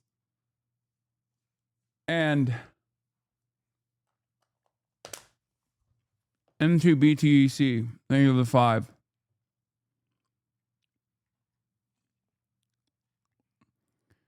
Anyway, the average time for a detained immigration court case has been measured in months for many years. In this case, the data is consistent and has been produced in this format for multiple years. I track it regularly. There's no sign of manipulation. 40% is already scandalously high. The data is from ICE. Until it can be independently verified, there's little reason to believe it's accurate. That data is not available, but one of the main... How many people detained were here legally with papers in the process of getting permanent status? How many were arrested as they were reporting to the court for asylum and other cases? That data is not available, but one of the main reasons we've seen the dramatic spikes in arrests of people with no criminal records, the immigration court arrests, and the Los Angeles raids, which you can see reflected in the data around June. Being here illegally is a criminal act, which these fucking idiots repeat over and over again. Aaron Reichlin Melnick says, completely false. And if you don't believe me, here's the Supreme Court saying it. As a general rule, it is not a crime for a removable alien to remain present in the United States. Why? One must ask the question, why? Why is this not considered like some heinous fucking crime? Because this is a crime oftentimes born out of a lack of proper paperwork. The real crime is the government refusing to give these people the proper documentation. These people are not doing anything wrong. Okay? They're not doing anything wrong. It's like getting mad at fucking jaywalkers and saying that they're destroying the social fabric. It's fucking ridiculous. You have to present an argument as to why having these people work inside of the boundaries of the United States is actually bad. No one ever makes that argument beyond a bunch of vague gesturing in the form of, oh, they're destroying the culture or they're parasitic and they're fucking destroying America. It's all just like white nativist bullshit. Okay? Not even remotely, no criminal records stay in the country for your loophole. Not even remotely, but what this shows us is that the administration's claim to be focused on the worst of the worst is utter propaganda. In reality, Stephen Miller told ICE to stop focusing on people with criminal convictions and instead hit quotas. This is also true. Sadly, the data doesn't contain how many people detained were here legally with papers. Okay, we already covered that shit too. Anyway, as with many other issues, if that gets relitigated, you're looking at a 6-3 overturn. No, not even remotely likely. In that excerpt, Supreme Court was straightforwardly describing the criminal laws of the United States, not issuing a contested ruling. You're welcome to look through the criminal code. You won't find a general crime of being here unlawfully. Okay? It makes no sense. That is part of the reason why these guys want to make it a heinous crime. They want to elevate it to felony status, for example, as they did in the first Trump administration. The The point of contention is that if you want to elevate like illegal crossings or visa overstayings as a felony in and of itself, you have to present an argument as to why visa overstaying or crossing the border illegally, okay, without having the proper paperwork is a severe crime. You can't just like present it and be like, oh, they're breaking the rules. That's a fucking idiotic way to do things, right? Except we're a nation of stupids, and therefore it's obvious that you can kind of get away with doing this kind of silly thing. You can lean into the worst fears of tribalistic people who don't even realize that they're surrounded by people that don't have the proper clearance or the proper authorization to work in this fucking country. Anyway, let's talk about the clock ticking down to the government shutdown, and then we're going to move on to the Pete Hegseth and all this other shit that's going on. Just hours until the midnight deadline, Congress barreling toward a government shutdown. Congressional leaders leaving the White House without a deal. It was a frank and direct discussion with the President of the United States and Republican leaders, but significant and meaningful differences remain. Democrats refusing to back down, saying they will not vote to fund the government unless Republicans reverse cuts to Medicaid and keep healthcare premiums from rising for some 20. I mean, this is like the bare minimum, man. This is bare minimum. It's good. It's good that they're actually fighting this fight. But again, this battle will be won or lost depending on how you communicate your discontent. Okay? And I am fearful that these guys are ill-equipped. It would be a tough battle regardless. You could be the most charismatic guy. You could be the Pete Buttigieg, right? Pete Buttigieg could be the leader of the Democratic Party right now, and he's a skillful communicator, regardless of how much I don't like his worldview. He is obviously a skilled communicator, right? Or Gavin Newsom as well. Having said that, it would be even a tough battle for those guys too. Why would it be a tough battle? Because the opposition, the administration, doesn't play by normal rules. They just fucking lie. They'll be like, oh, immigrants. You want to give $17 quintillion to migrants and transgender them. That's why you want to push for this fucking shutdown. How dare you? And then everybody goes, oh, I believe that. They said the key words. Okay? They said the key words.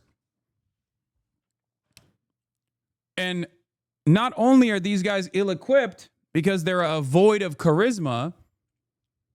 Not only are these guys ill-equipped because they're fearful, but they're ill-equipped in general because it's very hard to combat against a faucet of misinformation that the Republicans present, especially when you don't have an underlying base of established reality that you carefully constructed after years and years of counter messaging. These guys never actually did the counter messaging that was appropriate at the time when Biden was president or when they were running for office, when they were running in the general election. They never actually did that. They only capitulated to the right-wing framing on these issues, and now we are seeing the consequences. Okay? And what is so frustrating about this is, like, I just want the Democrats to literally just say the truth, okay? I want them to say the fucking truth. Is that too hard? Is that too hard to do?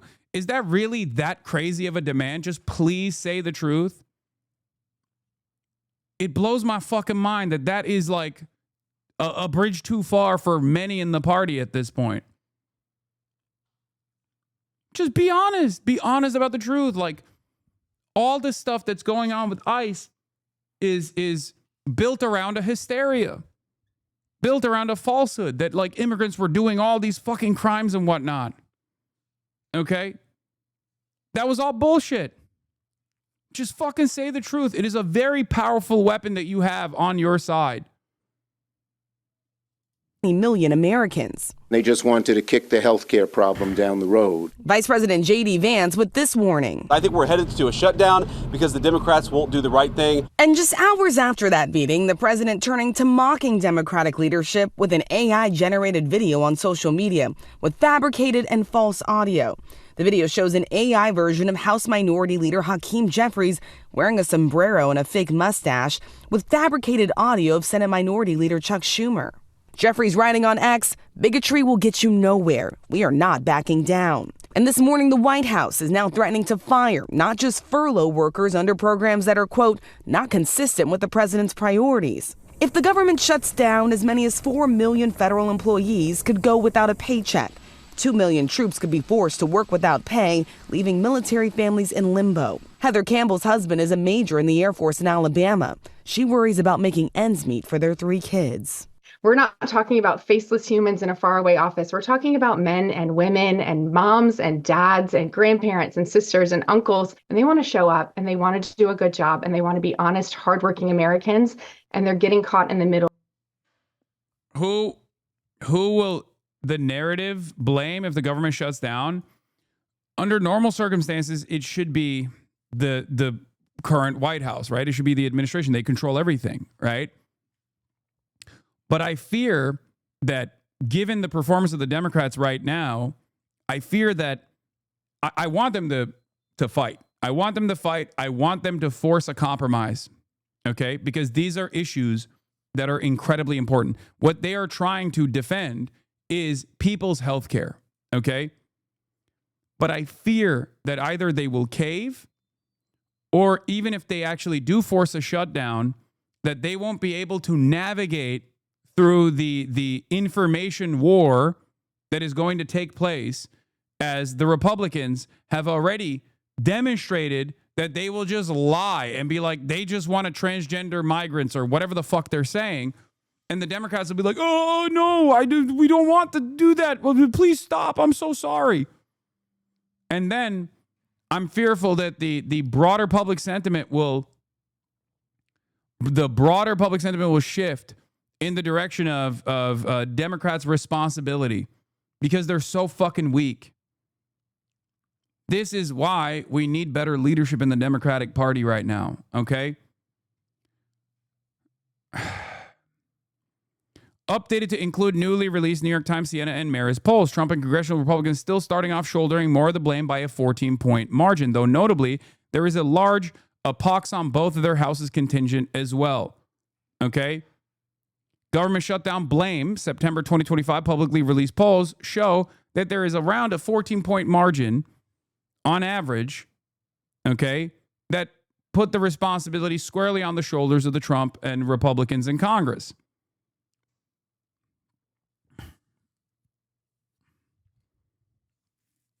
So this spells that people will correctly blame the party in charge for a government shutdown.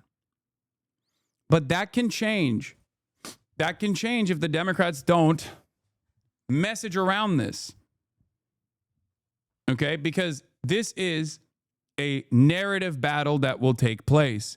A battle of narratives that will take place. And the Republicans are very quick to just seize, because they're fearful of a shutdown themselves. The Republicans are trying to, on the one hand, claim that the Democrats are doing this for, funding illegals, right? And then on the other hand, they're even saying that they'll take advantage of the shutdown and fire more federal workers, like permanently. No, the fuck they won't, for the record. That is the reason why they're also begging all the fucking regulatory agency members that they fired with the Doge cuts to come back to work right now. So just remember, this is a moment for bravery, okay? This is a moment to exhibit just a shred of fucking courage in the face of this fascist administration doing a whole bunch of fuck shit. Of this political rhetoric. Republicans say that Democrats should support funding the government without any strings attached. So today in the Senate, they are going to force a vote on a bill that does not include any of the Democratic demands, but they still need the support of at least 7 Senate Democrats in order to get that bill passed. The bottom line here, Robin, someone has to compromise to avert this shutdown, and neither side is backing down. It does appear that way, Rachel. All right, thanks to you. If the government shuts down, talk about being injured. At midnight, the impact may be felt at airports all around the country. More than 58,000 TSA employees and 13,000 air traffic controllers would be working without pay. Nobody likes that. Hopefully I'm going to get the fuck out of here before this happens. Oh, my Lord. Chris Van Cleve is at Denver's airport with more on what flyers can expect. Chris, good morning to you. What can you tell us? Has limited the items that may be carried. Well, good morning, Gail. We don't expect major disruptions tomorrow or the rest of this week if people show up at an airport like here in Denver. But if this shutdown is measured in weeks, not days, or stretches even longer than that, that's when we need to prepare for the potential of disruptions and delays. And I'm basing that off what we saw play out back in 2018 when we had a 35-day shutdown starting in December. As soon as that first missed paycheck, so think about 2 weeks in, we started to see sick calls from TSA officers really increase at airports across the country. That led to longer lines of checkpoints, so it took people longer to get through security. Some checkpoints had to be closed, and in one case in Miami, they even had to close an entire terminal because there weren't enough TSA officers to staff it. Now, TSA officers are not high-paid government workers, so missing a paycheck can have a profound impact. Air traffic controllers would also work without pay, and in January of 2019, air traffic control sick calls resulted in significant flight disruptions in the New York City area shortly before the shutdown ended. There is a shortage of air traffic controllers. During a shutdown, hiring and training of new hires generally stops. That would slow efforts to get more controllers on the job quickly. Amtrak should operate normally because while it receives federal funds, it is operated as an independent entity. Travelers heading to national parks, they're likely to be in for a disappointment. Most national parks will close to the public during a shutdown. The U.S. Travel Association estimates the cost of a shutdown to the U.S. travel economy to be about $1 billion a week, Nate. All right, Chris, we'll stay tuned. We can do things during the shutdown that are irreversible, that are bad for them and irreversible by them, like cutting vast numbers of people out, cutting things that they like, cutting programs that they like. And you all know Russell Vogt. He's become very popular recently because he can trim the budget to a level that you couldn't do any other way. So they're taking a risk by having a shutdown because of the shutdown, we can do things medically and other ways, including benefits. We can cut large numbers of people out. We don't want to do that, but we don't want fraud, waste, and abuse. And, we're cutting that. What this government I need people to understand that all this is false framing, okay?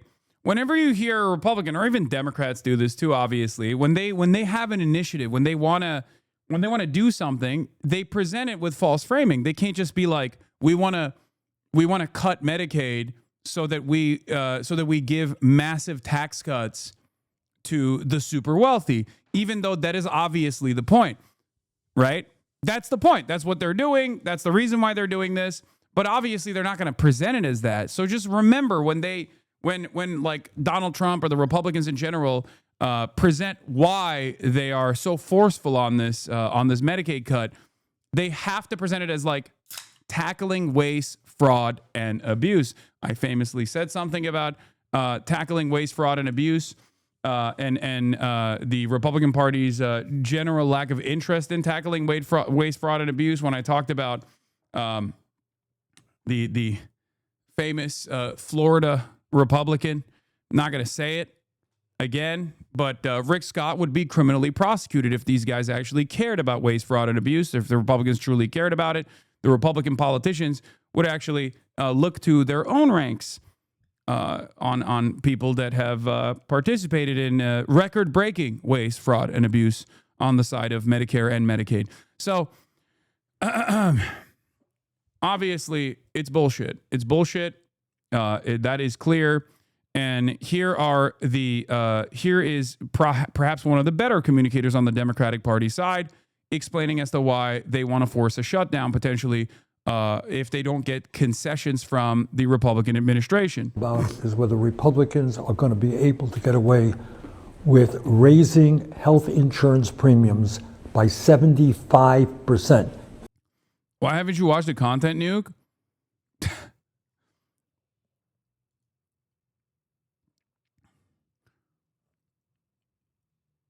What is this? Drama guy. Government shutdown imminent. Maybe going to war with Venezuela. And this chatter is a time traveler, I think. I have watched the context, Nuke, at this point. There is a bro, rewind it into spring. Yeah. I don't know if you I don't know if you knew this or not, but not only did I watch it, but I did like an 8-hour response to it.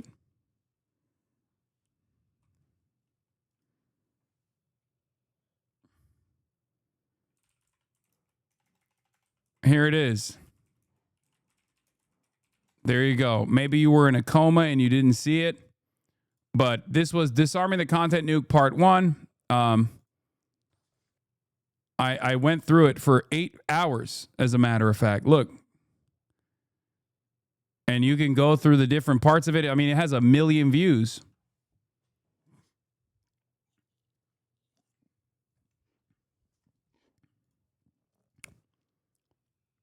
I'm trolling. Oh, okay. Well, let's continue. Yes, 75% on average for 20 million Americans. And in addition to that, throwing 15 million people off the health care they have by making devastating cuts to Medicaid and the Affordable Care Act. And you know what that means? That means, not according to Bernie Sanders, but according to people who have studied the issue, academics, tens of thousands of Americans are going to die unnecessarily. Well, you know what? I am not going to support that. And that is why the Republicans have got to sit down, they've got to negotiate, and they've got to protect the health care needs of the American people. Mr. President, the next time you have something to say about me, don't cop out through a racist and fake AI video. When I'm back in the Oval Office, say it to my face. Say it to my face. Sexual panther. Right now, Nancy Pelosi slams Republicans over Trump's role in looming shutdown. I'm glad that we dusted off. We dusted off the Speaker Emerita. Okay. The Grand Wizard of the Democrat rat party, Nancy motherfucking Pelosi. Okay. We dusted her off and we brought her back. Seemingly, since Hakeem Jeffries is not doing the job. She uses bad words here. Let's take a look. It's really important for the American people to recognize that every shutdown we have had has been a Republican shutdown, including this one. This one even more so because they have the White House, the Senate, and the House of Representatives. It's important to note that they do not believe in governance, so a shutdown of government is a... I'm not even kidding when I say this. She's literally better at 875 years old than Hakeem Jeffries is. Like, I can't believe I'm saying this, but she is a better communicator than Hakeem Jeffries is. And remember, Hakeem Jeffries was groomed for this position by Nancy fucking Pelosi. Okay? It is crazy. I know it's a pretty low bar, but that's how low the bar is. That's how low the standard is. I can't believe I'm saying it, but it's true. Victory for them. They love that. Government is shut down. And when they've shut it down in the past, and when we've come back in, many of their leaders have not voted to come back in. So here we are at a place where we should be quite happy about meeting the needs of the American people. Some of the pillars of economic and health security, Medicare, Medicaid, the Affordable Care Act. They don't care about that. They never voted for any of that. They never voted for any of that. Medicaid should wither on the vine, they said. Medicaid, put it in a box, tie it in a ribbon, throw it in the deep blue sea. Do you have confidence that this is actually a real negotiation that is going to happen at the White House later today? Oh, I have no idea. Well, going into it, let's review what the president has said. What we're talking about is meeting the health care needs of the American people, little babies, moms with breast cancer, dads with a stroke, and all of that. The president has said, I hear what they're saying. It's all unserious and ridiculous. In fact, I've listened to their shit, and I tell them to go f themselves.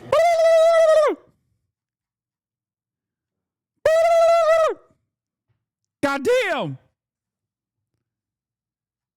Can she say that? Pop off, Queen. Pop off, Queen. So that's the can't believe I use that word. My kids will be shocked. My grandchildren will be further shocked. I'm just quoting the President of the United States. And so I think the leverage springs not from any shared values with him, if that's what he thinks healthcare is about, and yourself, but that it is something that they're hearing from. Wait, what the fuck? Okay, what? Okay, that is okay. I'm sorry. What the fuck is happening? Someone needs to wash their mouth with soap. Okay? That's crazy. What? And so I think the leverage springs not from any shared values with him, if that's what he thinks healthcare is about, and yourself, but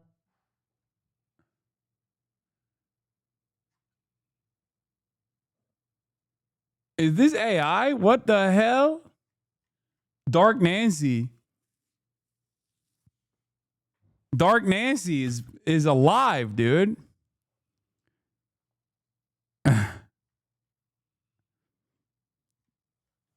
Unshackle Dark Nancy. She's getting old. She's allowed to say it. But that it is something that they're hearing from constituents, that they do not want to see the healthcare costs go up. By the way, she has the same hand thing that Trump has. Dude, everyone is so fucking old in this stupid ass government, man. They're gonna kill all of us. I swear to God. And they don't even care because they're all decaying. They're all like 80 years old. Oh my Lord, man.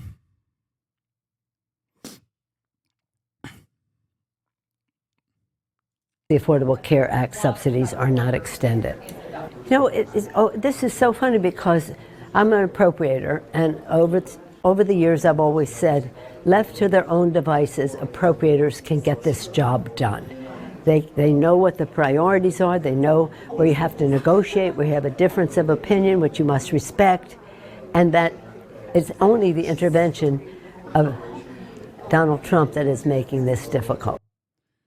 Some of the questions of the White House press corps, boy, has Nancy Pelosi lost her mind.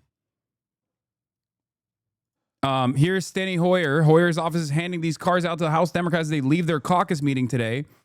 OMB Director Russell Vought in a private 2023 speech. We want the bureaucrats to be traumatically affected.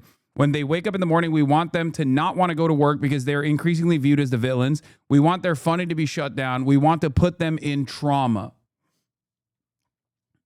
By the way, the people that he's talking about are people that are in this community, you know, like people that work for the national parks, people that work for the FDA, people that work for the CDC, people that work for the SEC, all of these numerous different government regulatory agencies that work tirelessly to ensure that your meat that you purchase at the grocery store isn't poison, that you know when like awful weather incidents are taking place, natural disasters are imminent, for example. Those are the people that they're talking about as like villains, okay? Scientists, the woke nerds, if you will.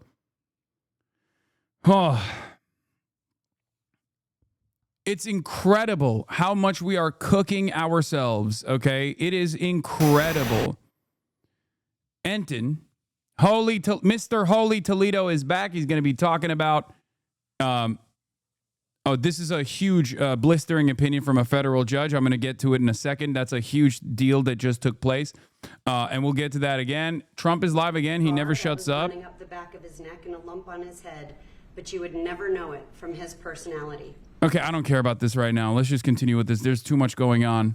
If there's anything interesting or unique that Donald Trump talks about coming up, we'll get to it. But did you ever talk about Eric Adams dropping out? No, because there's a million things happening right now that is like Eric Adams dropping out wasn't even that big of a deal. We watched this. Wait, We watched this is from 6 hours ago. All right, a live look at Capitol Hill, where a lot and not a lot is happening right now. Time is quickly running out for lawmakers to come to a compromise and do their jobs to avoid a government shutdown, keep the government funded. This morning, there is still no signs of a deal on the horizon. CNN's Harry Enton is running the numbers on this in a specific way, how one party you see in the numbers is facing more pressure than the others, and that's the Democrats. Why? Why is it that the Democrats, in my mind, are facing more pressure, those Democratic leaders? And that is because their base thinks that their party leaders are weak. Look at this. Well, their base knows that the party leaders are weak because the party leaders are weak. And this is a thing that I kept repeating over and over again. At least the Republican base thinks that Trump is awesome. Okay. At least there is like a base at all for the Republican Party. Both of the parties are unpopular. Donald Trump's approval ratings are underwater. Having said that, his own party's base of support still supports him. Democrats don't even have their own party's base of support any longer because of all of the issues that I have been railing about over and over and over again. Meanwhile, liberals have been yelling at me instead of trying to fucking yell at the Democrats alongside their parents who have become radicalized over the course of the past couple of months, demanding that Democratic politicians put their bodies on the fucking line. Meanwhile, you got dumbfuck neoliberals on the internet still trying to relitigate this discourse. There has to be a reason for this. And the reason is not because all the Barbers and Debras are tuning into the fucking Hasanabi broadcast to develop some sense of discontent towards the Democratic administration. Okay? They're just literally looking at the situation with Donald Trump destroying the American federal government, Donald Trump destroying the Constitution, spitting on it every day, wiping his fucking ass cheeks with it, and going, where are the Democrats? Why are they not doing anything? Why are they not channeling the discontent that we feel right now? That's it. And in the absence of good leadership from the establishment Democrats, who unironically think that if they just stick around and quietly just wait for this period to go away, that they'll be rewarded in the midterm elections for their inaction. And it's very stupid for them to do so. It's a very stupid decision for them because this is going to lead to, one, more discontent and obviously mass mobilization. And then that mass mobilization is going to be actively stamped out by the administration. They're not going to do anything about it. They're not going to even like make a big fuss about the Constitution being in tatters. Okay, the Republicans are lighting the Constitution on fire, lighting the First Amendment on fire, for example, and there is no guarantee that the Democrats will be rewarded for simply being the opposition party when their own audience doesn't fucking think that they are the actual opposition. That's why they keep saying, you guys suck. You're complicit. You're complicit. You're engaging in an act of appeasement. Anyway, Harry Emden. Democrats on who has strong leaders. Look at this. 54% say neither party, 54% of Democrats say neither party has strong leaders. Among Republicans, 80% of their base thinks Republicans have strong leaders. Yet among Democrats, just 35% of Democrats say their party has strong leaders. When you add together this 54% with this 11%, we're talking about 2/3 of Democrats who say neither party or Republicans have stronger leaders, as compared to just 35% who say their own parties have strong leaders. As I said at the top, weak is how Democrats view their leaders in Washington. But facing more pressure too, does this suggest, and we'll continue with this, but the question then is, does this suggest that the pressure is for them to cut a deal or to stand against what they think is what Republicans want? That remains kind of the question in and of this. But getting stuff done. Yeah. Who gets stuff done? Yeah, exactly. And this is the other thing. It's not just that Democrats think that their party leaders are weak. They also think they don't get anything done. I mean, take a look here. Okay, Democrats and who get things done. Again, it's just 50. We get this 50% of Democrats say neither party gets anything done. Just 41% of Democrats say their own party gets stuff done. When you add in this 9% of Democrats who say the Republican Party is more likely to get things done with neither party, we're talking about 3 in 5 Democrats who say neither party or Republicans are more likely to get things done than the Democratic Party. And again, that is the complete inverse of how Republicans feel, because 77% of Republicans think their own party leaders are likely to get things done. I wonder why. Perhaps it's because the Republicans have designed a political environment where they do offer some red meat to the base, no matter how silly or inconsequential it might seem, as opposed to the material realities that must be addressed, as opposed to like the economy, right? They don't do the economy shit, but at least they go, oh, we're going to dominate transgenders.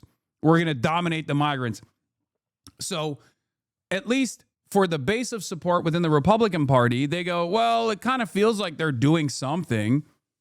It feels like they're doing some of the things that they promised, and they're relatively happy. It takes a long time for those guys to recognize that their pockets are still hurting, despite in spite of the reality that the Republicans are in charge, right? But that is the reason why they hammer on the trans-Tifa narratives. They hammer on the transgender narratives. They hammer on the idea that like undocumented migrants are responsible for a lot of crime and all this shit. That's the reason. It's so that they just keep their base of support together. They recognize that there are radical elements within their base, and they offer them treats. They offer them treats that are, objectively violent for broad swaths of the public, and actually create an environment of tremendous discontent. But if you look at the way that the Republicans have been able to hold this coalition together, that's the reason, right? Objectively violent treats, yes.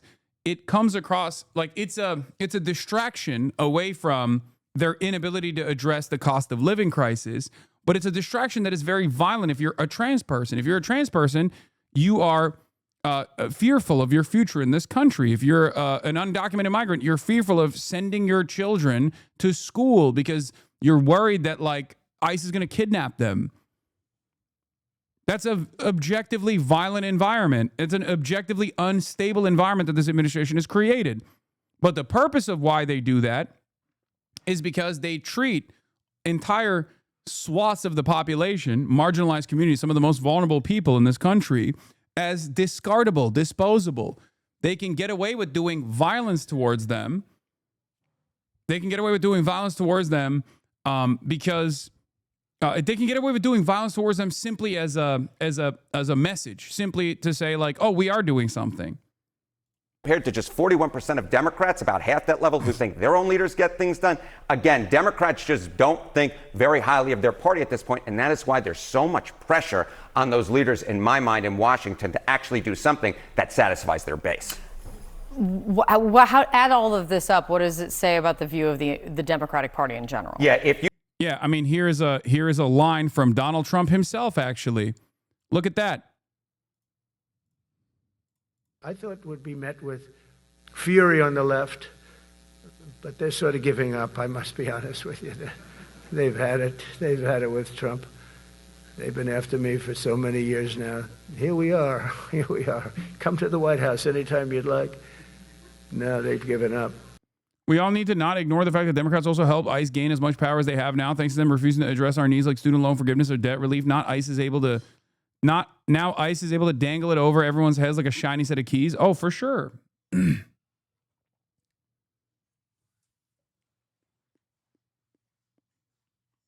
They're saying that the left has given up. They're not even fighting any longer. He's saying that to a room full of generals.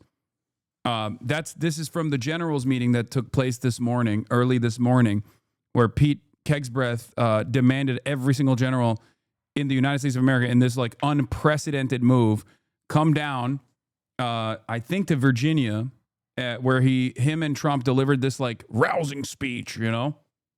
A lot of bad people, but all over that's been so popular. It's been very popular. I really thought that we were going to have to sort of fight it through. There's been no fight. There's been no fight. I thought would be met with.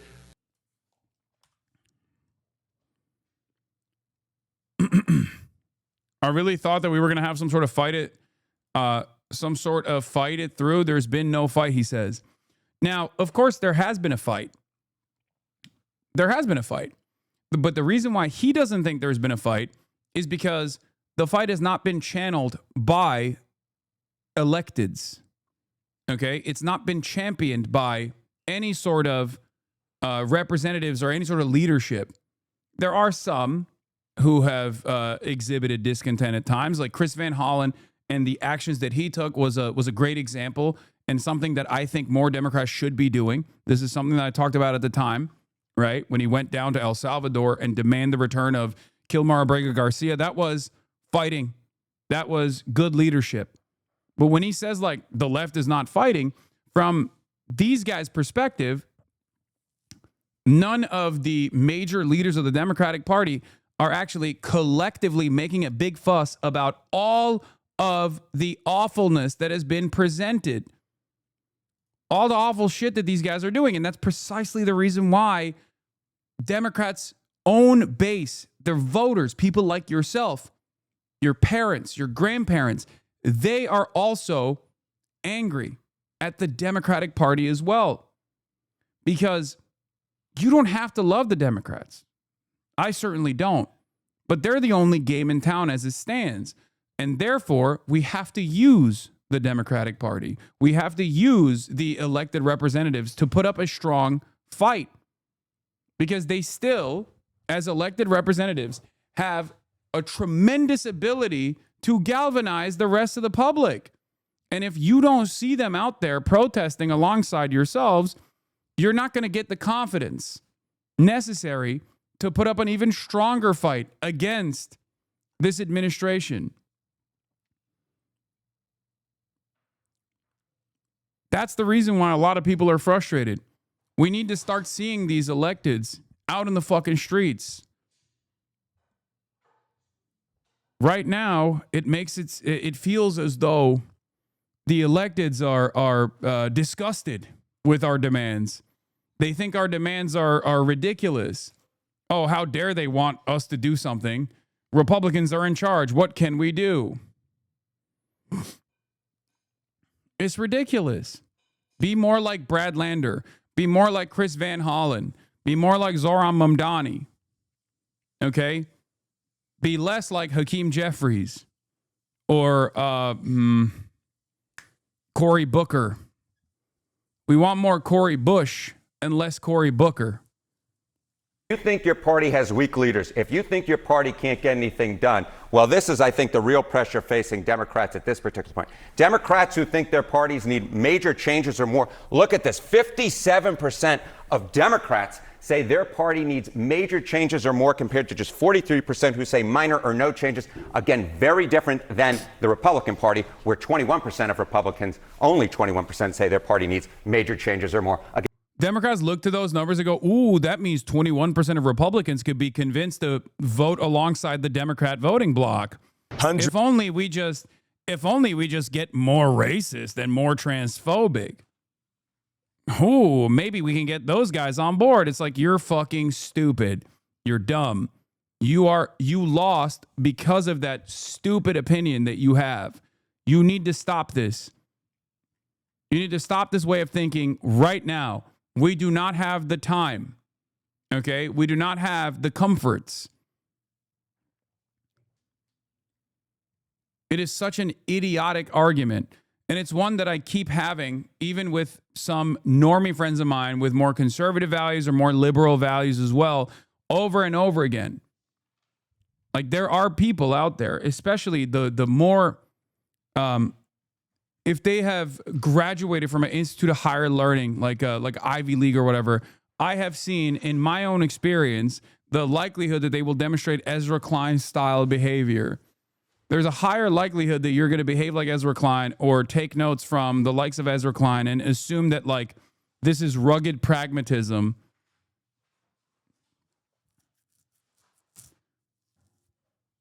Which simply leads to the American government ratcheting further and further to the right.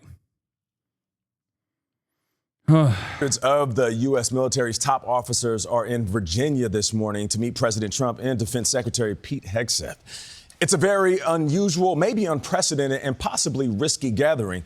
Nancy Cortez is at the White House to try to explain all of this. Nancy, good morning. So what do we know about this meeting? Well, we know very little, Nate. The people who have been invited know very little. We do know this meeting is the first of its kind in modern memory. You've got generals and admirals, basically the entire top echelon of the military flying in without a clear understanding of why exactly they have been summoned. They are meeting at Quantico Marine Corps Base, about 35 miles south of Washington this morning. Defense Secretary Pete Hegseth called for the meeting, though military commanders were not given many details. They were just told to get here within days to hear him discuss his priorities. President Trump himself seemed unaware of the meeting when our Ed O'Keefe asked him about it last week. Then he said it's a great thing, and now it actually appears he plans to address the group as well. Of course, Democratic lawmakers have raised some security concerns here with all of these military leaders leaving their posts at the same time and convening in one very well publicized spot. Not to mention the cost of flying all of them back to the D.C. area on short notice for what sounds like a pep talk. At least that's how President Trump described it over the weekend. He said it is simply a good chance to talk about how well the U.S. is doing militarily. It was Pete's birthday. This is the only way they could get people to come. When you're not part of the minority on the chopping block, you're more likely to suggest the Democrats abandon them for the Republican voters. Okay. I understand this, yes, except it's not only ridiculous to suggest this, right, from your perspective of privilege, but it's also been a demonstrable failure thus far. That's the problem. Like, there is no good reason to do this. If you could present a solid argument, at least I would entertain it, and then I would talk about the morality of doing such things and how wrong that is, because that's not, there's a crisis in leadership, and we mustn't let go of marginalized communities. It's not purely for politics, all this stuff. But I don't even have to make the moral argument, right? This is, as I've said over and over again, just like the issue with Israel.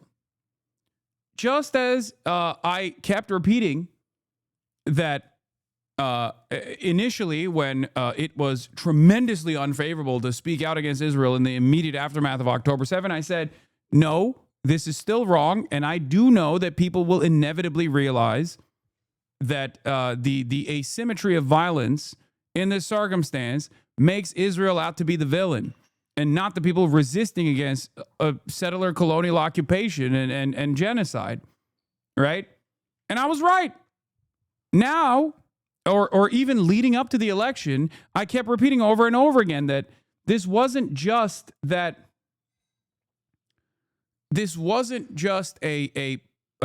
issue of morality. It was also the pragmatic approach that Democrats approaching the subject matter from a partisan perspective was a good thing for them, would have been a good thing for them. It would have yielded a lot of tremendous higher approval ratings if they were to turn around and actually speak out against Israel at the time.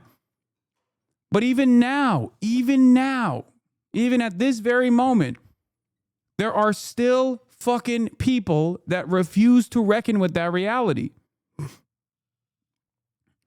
You're right all the time, but the I told you so game feeds the haters. Is that what you're saying? I know, but the I told you so isn't, the reason why I'm doing the I told you so moment here isn't to be like, oh, I'm so smart.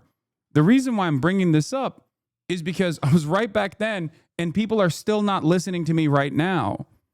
Do you understand? Well, I wouldn't even necessarily say the people aren't listening to me right now. The people are. The people who have no idea who the fuck I am also have arrived at the same conclusions, obviously, because they recognize right from wrong. You know you fucking suck when this loser is dunking on you? Oh, yeah. The selfie things need to stop, guys. Honestly, the Democrats were great at social media, but the social media moved on from them. The kitschy, goofy, choose your fighter type stuff needs to stop. Just serious. I mean, I can't believe they're getting dunked on correctly by Adam fucking Kinzinger of all people. Holy moly.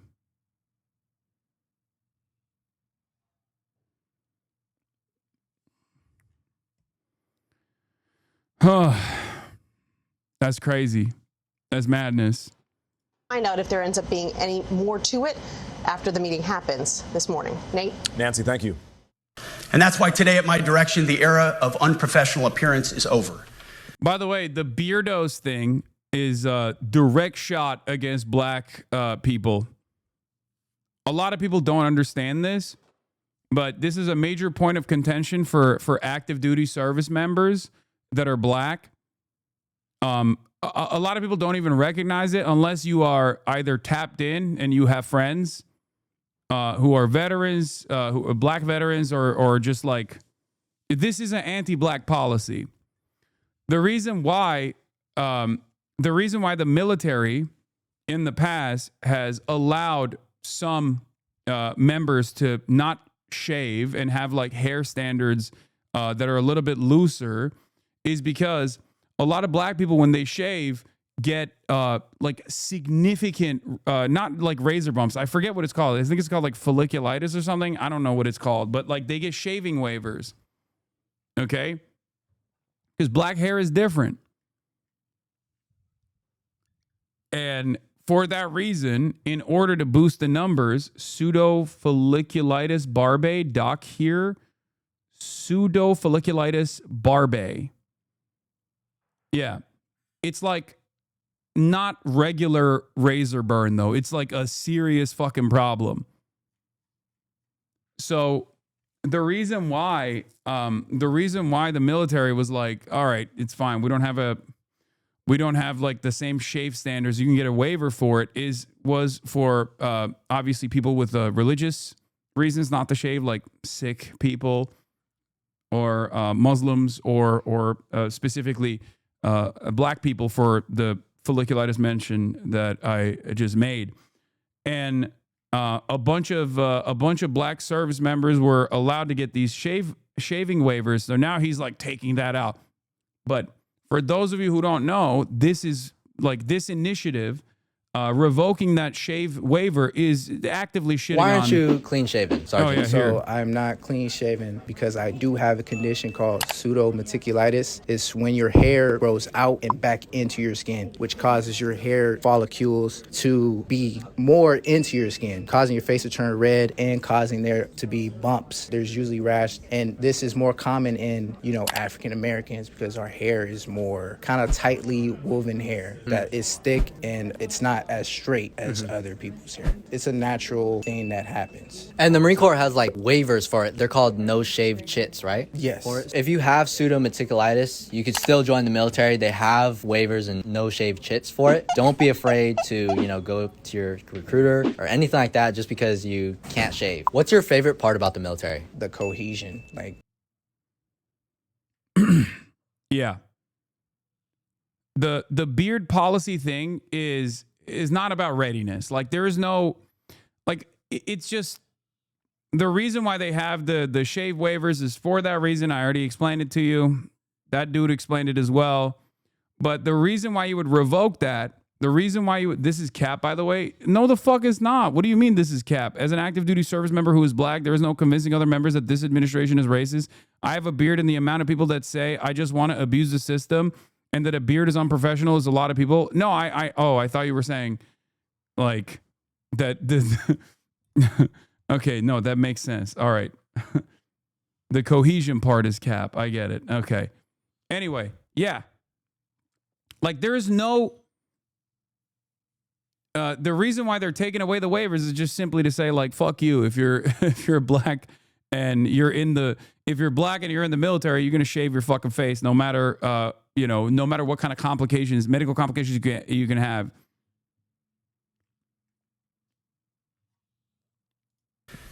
No more beardos. The era of rampant and ridiculous shaving profiles is done. Simply put, if you do not meet the male-level physical standards for combat positions, cannot pass a PT test, or don't want to shave and look professional, it's time for a new position or a new profession. I sincerely appreciate the proactive efforts the secretaries have already taken in some of those areas, service secretaries. And these directives... Yeah, of course, spec ops still get to have beards, obviously, because they're cool and mostly white and also badass. They get to grow a badass beard because they're special operations, baby, special forces. Hoorah! Woo!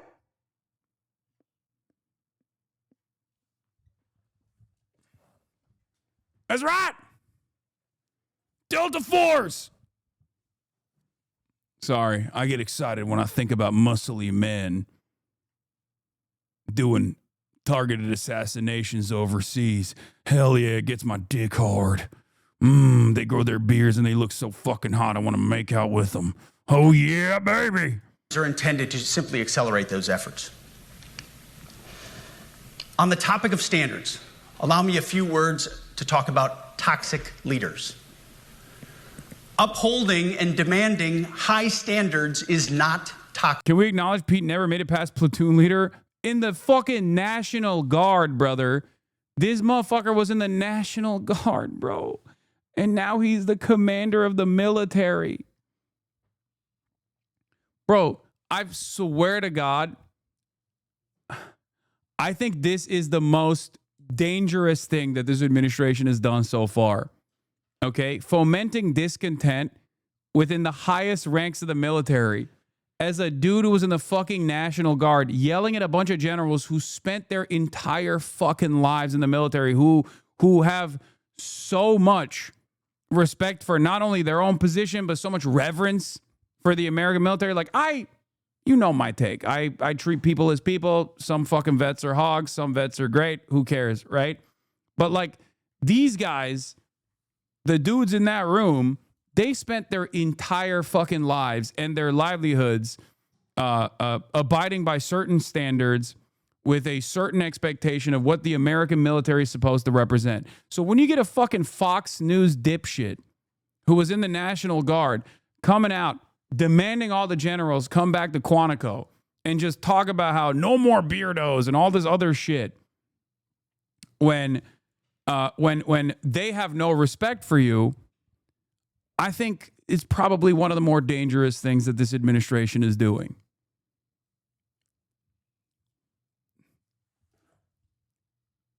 You don't have to be a student of history to know. You do not have to be a student of history to know the one group that you are not supposed to piss off is your fucking military. Okay?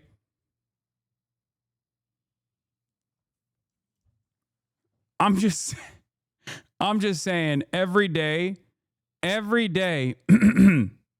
we move closer and closer to Felix Biederman's idea of an officer's mutiny, a socialist junta.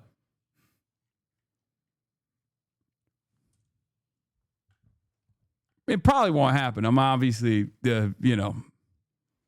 it's just not a smart thing for these guys to do that. Okay? Sick. Enforcing high standards, not toxic leadership. But today, at my direction, every member of the Joint Force at every rank is required to take a PT test twice a year, as well as meet height and weight requirements twice a year. Every year of service. Also today, at my direction, every warrior across our Joint Force is required to do PT every duty day. Should be common sense. I mean, most units do that already, but we're codifying it. And we're not talking like hot yoga and stretching. Real hard PT, either as a unit or as an individual. At every level, from the Joint Chiefs to everyone in this room to the youngest private, leaders set the standard. And so many of you do this already. Active, Guard, and Reserve. This also means grooming standards. No more beards, long hair, superficial individual expression. We're going to cut our hair, shave our beards, and adhere to standards. Because it's like the broken windows theory of policing. It's like when you let the small stuff go, the big stuff eventually goes. So you have to address the small stuff. This is on duty in the field. By the way, part of the reason why they have the shave waivers. What the fuck? And in the Where is that audio coming from? I don't even know where that's. What the fuck? Anyway, as I was saying, part of the reason why they have those like looser restrictions on PT is because one of the major crises that the American military broadly is experiencing is a crisis in recruitment numbers. In the absence of a 9/11 style incident, recruitment numbers have obviously fallen, regardless of the poverty draft that the American government has, right? Regardless of the fact that the military is seen as like one of the only ways where you can get the same kind of welfare and social assistance that you would get as a citizen in competent European governments. The military has experienced a severe crisis in recruitment. Okay. Last time they saw big numbers, obviously, was 9/11 when people felt the call of duty. And I guess like with the imminent recession, recruitment numbers have ticked up. Not exactly great, but part of it's not exactly great for the future of America. I mean, but the reason why they had lowered standards, for example, and even offered like shave waivers and things like that, things that are irrelevant to standards and discipline, like letting black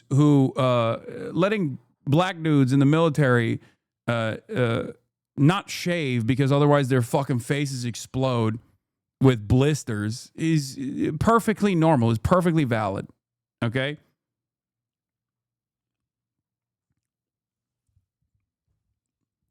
All of this stuff is just aesthetics. It's just aesthetic posturing from a guy who doesn't even understand the issues that the military currently has. Army vet here. Anyone who's been in the military knows someone like Pete who thinks he knows how the military should be, what standards should be upheld, and how to make the military better, except back then they were never put in charge of any serious operation, maybe cleaning brass from a range. This is kind of scary. I just don't think that this is going to lead to the positive results they thought they were going to get out of this this experience. I just don't think that lifelong career generals, who many of them are fucking well-read too, are going to look at a DUI rapist shithead Fox News host and go, yeah, this is the guy who's commanding me. This is my Secretary of War. Fucking awesome. If you want a beard, you can join Special Forces. If not, then shave. We don't have a military full of Nordic pagans. But unfortunately, we have had leaders who either refuse to call BS and enforce standards, or leaders who felt like they were not allowed to enforce standards. Both are unacceptable. War does not care if you're a man or a woman. Neither does the enemy. Nor does the weight of your rucksack, the size of an artillery round, or the body weight of a casualty on the battlefield who must be carried. This, and I want to be very clear about this, this is not about preventing women from serving. We very much value the impact of female troops. Our female officers and NCOs are the absolute best in the world. But when it comes to any job that requires physical power to perform in combat, those physical standards must be high and gender neutral. If women can make it, excellent. If not, it is what it is. If that means no women qualify for some combat jobs, so be it. That is not the intent, but it could be the result, so be it. It will also mean that weak men won't qualify because we're not playing games. This is combat. This is life or death. As we all know, this is you versus... Dude, this is literally the fantasy of, like, this is like having a couch guy run the military. Okay, this is the opinion of a guy who never served from the outside. Like, not saying that he hasn't, he was in the National Guard, but like, this is literally the areas where you see this kind of attitude most commonly represented are the fucking dudes who wear like the grunt force outfits, who are themselves fat as shit and never actually served or failed out of basic, right? And the guys who were like, oh man, I was gonna serve, but life had other priorities for me. But like, this is exactly what the military should represent. Yeah, like this is such a crazy thing to watch. It's such a fucking crazy thing to watch unfold. Yeah, baby, let's go. The military, we're bringing strength back to our soldiers, to our brave warriors, man. There's an enemy hell-bent on killing you. To be an effective, lethal fighting force, you must trust that the warrior alongside you in battle is capable. Truly. What is this? And not a moment too soon. Women should not have ever been in combat roles if they can't meet the standards that men need to meet. Equality is downstream from life and death. This policy should be applied to police and firefighters as well. Bro, this is it. This is what I mean. It's like, this is for Asmongold and people exactly like Asmongold.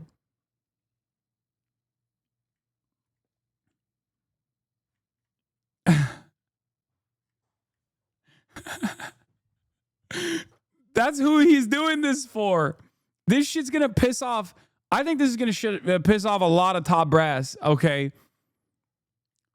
Women should not be in the military police force. I will die on this hill. My grandmother was a nurse in World War II. It's where she met my grandfather, who was a pilot. Women can provide value and service to the military, but that doesn't mean we should endanger lives pursuing the false god of equality by giving them lower standards for combat roles. Oh my God. Oh God. And Clean says thank you. Ugh. Asman couldn't even meet the standards of women. Yeah, I mean, he would be the first to say, oh yeah, that's why I'm not serving. That's why I'm serving my country by being a Twitch streamer. Physically capable of doing what is necessary under fire. You know, this is the only standard you would want for your kids and for your grandkids.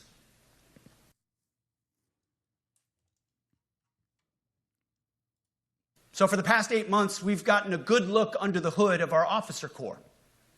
We've done our best to thoroughly assess the human terrain.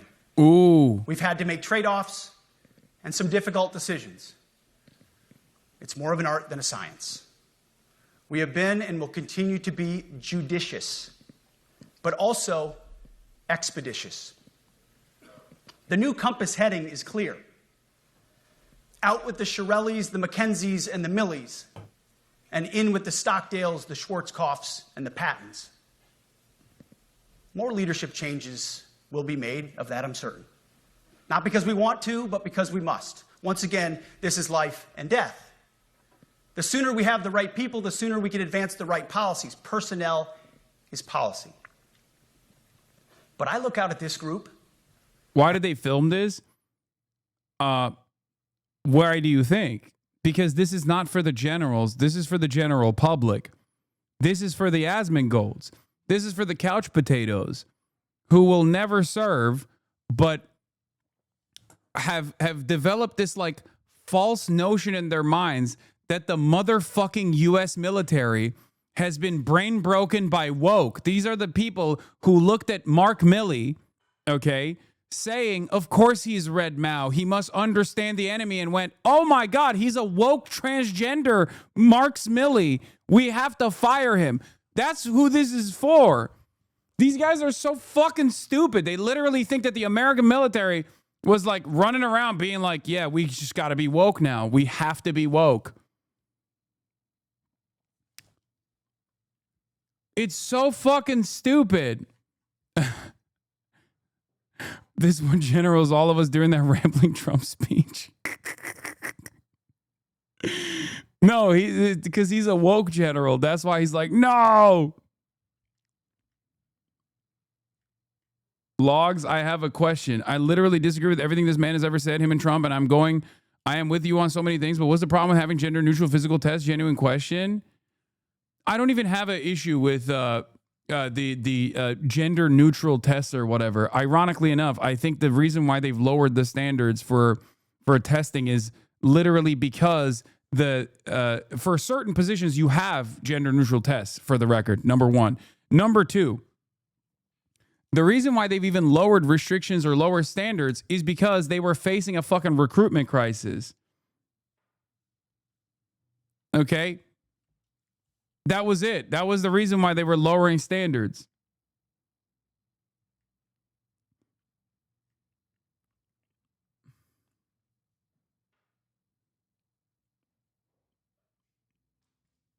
Did you watch the Ben Shapiro video made about you yesterday encouraging violence? Guys like this only fucking live the world through drama, I think.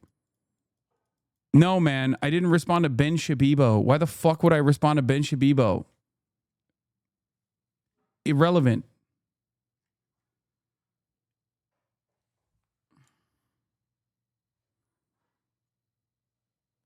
Who gives a shit about Ben Shabibo in the big 2025?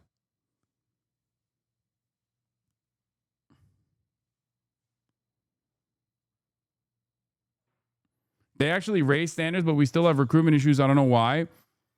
No, the reason why the standards were lowered initially was because of recruitment problems. But Pete Hegseth and many other fucking couch potatoes think that, armchair generals think that if they actually make the military strong in its optics, that more people will want to join or some shit.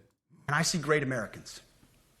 Leaders who have given decades to our great republic at great sacrifice to yourselves and to your families.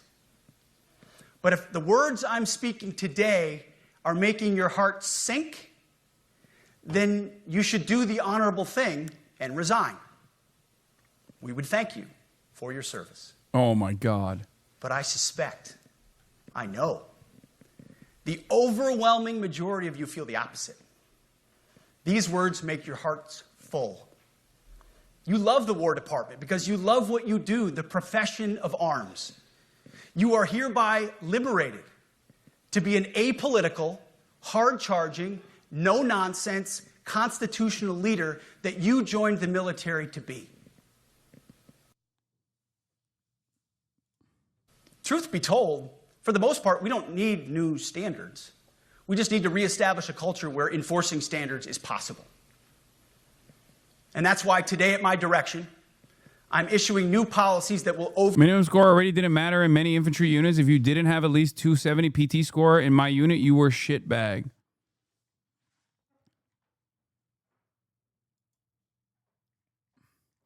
I think the reason why these guys are doing this is twofold. Number one, it's to say, my way or the highway. You need to be loyal to the administration first and foremost, right?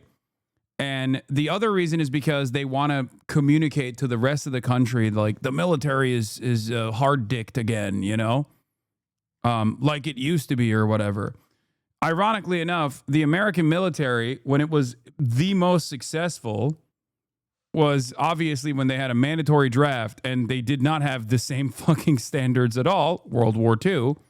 And ever since then, regardless of whether standards have increased or decreased, the American military has not really fought a war to win a war. They've fought a war to continue it so that the military-industrial complex makes more money. So do with that information what you will. But like I said, a lot of the back and forth here is purely for the optics, for the aesthetics, to make it seem as though these guys are, you know, working at the behest of a important cause to make the military strong again, that sort of thing. But I think it's a failure on both fronts because this kind of discontent will piss off some of the lifelong career generals, a lot of them, as a matter of fact, getting talked down by like a National Guard dipshit, a drunk rapist himself. And then the other ones, there will be rats who are loyal to the admin, who recognize that this is an opportunity for career advancement, and they'll start shanking one another. Okay? This will, ironically, I think, lower military readiness. But what do I know? Overhaul the IG EO, and MEO processes. I call it the no more walking on eggshells policy. We are liberating commanders and NCOs. We are liberating you. We are overhauling an Inspector General process, the IG, that has been weaponized, putting complainers, ideologues, and poor performers in the driver's seat. We're doing the same with the equal opportunity and military equal opportunity policies, the EO and MEO at our department. No more frivolous complaints, no more anonymous complaints, no more repeat complainants, no more smearing reputations, no more endless waiting, no more legal limbo, no more sidetracking careers, no more walking on eggshells. Of course, being a racist has been illegal in our formation since 1948. The same goes for sexual harassment.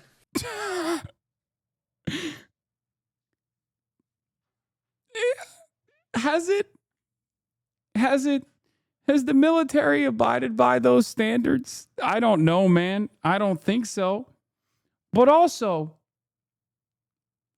I feel like, especially on the sexual harassment and sexual violence front, that definitely doesn't feel like like it's been the case.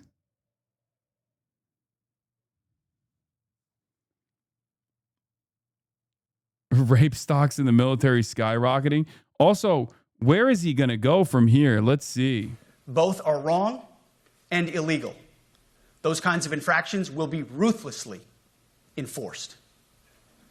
But telling someone to shave or get a haircut or to get in shape or to fix their uniform or to show up on time or to work hard, that's exactly the kind of discrimination we want. We are not civilians. You are not civilians. You are set apart for a distinct purpose. So we, as a department, need to stop acting and thinking like civilians and get back to basics and put the power back in the hands of commanders and NCOs.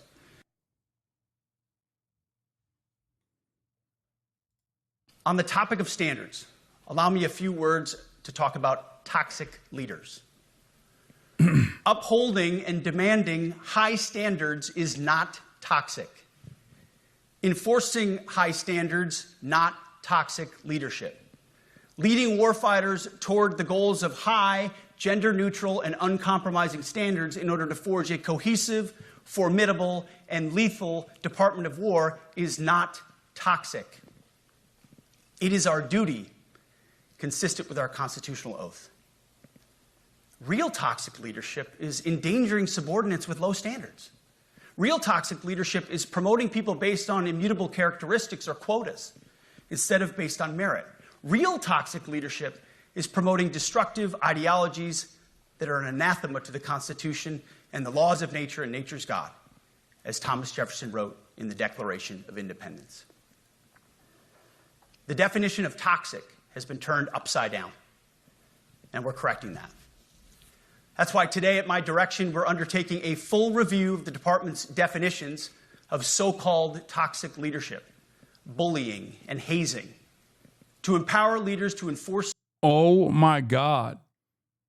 So-called toxic leadership like bullying and hazing, we're bringing it back? What the fuck? Like, at what point did this not exist in the American military? Am I crazy? I feel like regardless of the standards, like, this has always been the case, right?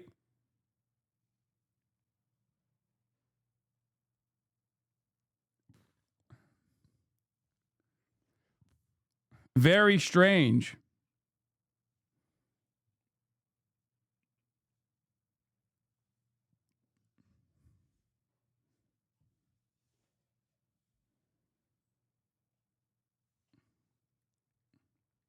Hold on. Standards without fear of retribution or second guessing. Of course, you can't do like nasty bullying and hazing. We're talking about words like bullying and hazing and toxic. They've been weaponized and bastardized inside our formations, undercutting commanders and NCOs. No more. Setting, achieving, and maintaining high standards is what you all do. And if that makes me toxic, then so be it. But this does not mean, and this goes for all of us, that there were big efforts to reduce abusive behaviors. I mean, effort or not, like a lot of the military standards are still fairly abusive. As a vet for basic training specifically, bullying, collective punishment, and smoking standards have softened, which I'm okay with. Well, they're back. The only thing toxic here is this fucking liver. Hasan, don't be a pussy, bro. Bully me. W.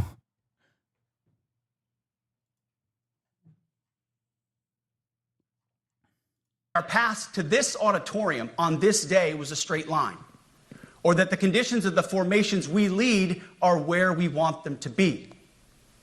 You love your country, and we love this uniform, which is why we must do better.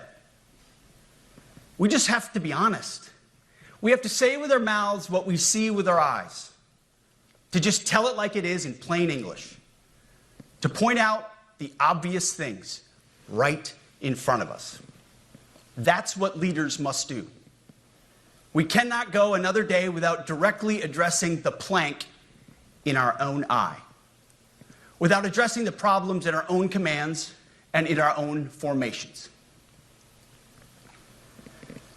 This administration has done a great deal from day one to remove the social justice, politically correct, and toxic ideological garbage that had infected our department, to rip out the politics. No more identity What is months, that buzzing? DEI offices, dudes in dresses. No more climate change worship. The fuck? No more division, distraction, or gender delusions. No more debris. As I've said before, and will say again, we are done with that shit. I've made it my mission to uproot the obvious distractions that made us less capable and less lethal. That said, the War Department requires the next step. Underneath the woke garbage is a deeper problem, and a more important problem that we are fixing and fixing fast. Common sense is back at the White House, so making the necessary changes is actually pretty straightforward. President Trump expects it. And the litmus test for these changes is pretty simple. Would I want my eldest son, who is 15 years old, eventually joining the types of formations that we are currently wielding? If in any way the answer to that is no, or even yes, but, then we're doing something wrong. Because my son is no more important than any other American citizen who dons the cloth of our nation. He is no more important than your son. All precious souls made in the image and likeness of God. Every parent deserves to know that their son or their daughter that joins our ranks is entering exactly the kind of unit that the Secretary of War would want his son to join. And then I told Pete, we should use some of these dangerous cities as training grounds for our military. Ain't no fucking way, brother. Ain't no fucking way. We should use the dangerous cities as training grounds? Oh my Lord. The audio got even worse, by the way, which is crazy. But this is like fascist lunacy. National Guard, but military. Well, we have breaking news. President Trump just made a major announcement. He wants more than just the National Guard deployed to some of the country's biggest cities like Chicago and Portland. And he wants active military there to, quote, use some of these dangerous cities as training grounds. As you just heard, he later described what he sees in Portland. Portland, Oregon, where it Portland, looks like Oregon. a war zone. And I get a call from the liberal governor. Sir, please don't come in. We don't need you. I said, well, unless they're playing false tapes, this looked like World War II. Now, he later claimed that he sent federal troops to Seattle to stop protests during his first term. And so you look at some of the things where they took over parts of Seattle. They actually took over a big percentage of Seattle. Think of that. You remember that. That was a while ago. And I sent in the troops and they were gone. The magazine reports federal officers were deployed to Seattle in 2020, but were quickly withdrawn. Some of our reporters on the ground said they never saw federal troops, only local police. And the president just wrapped up that speech to military leaders in Virginia. It comes a day after our own state and city leaders sent a stern message to the White House, and they told the president to stay out of Seattle. Fox 13's Sean Chitness live at Seattle City Hall with more on the state's message to the White House. Sean, good morning. Bill, good morning. And both the mayor of Seattle as well as Washington's attorney general making those comments together before what we just heard from the president and any clear sign that troops are actually coming to Seattle. But even with those most recent comments the president made, both of these leaders saying that they want to be prepared and sharing what they might be able to do to try and stop troops from arriving here, or at least fight that decision. So Seattle Mayor Bruce Harrell explaining that he plans to release an executive order with actions the city can take if the Washington National Guard is mobilized. Attorney General Nick Brown says the state is ready to challenge the Trump administration in court, but couldn't say for sure who would have the final call on directing the National Guard, the governor or the president. Seattle is certainly not war-ravaged, neither is Portland.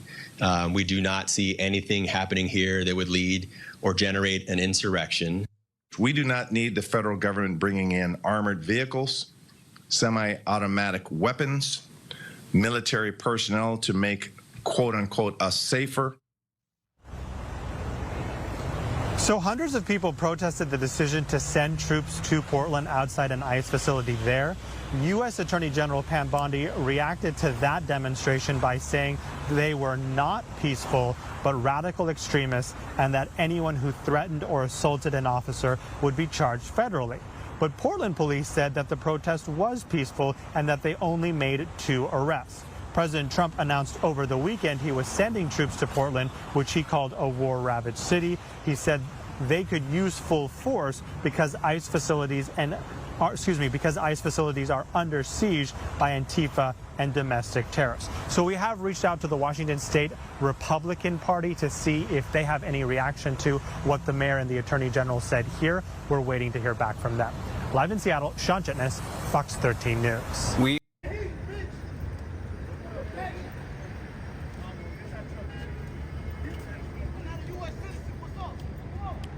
Oh, this was one of the funnier moments that took place. This clip I was meaning to get to yesterday, but I simply did not have time to. It's pretty fucking awesome, if we're being real. Okay.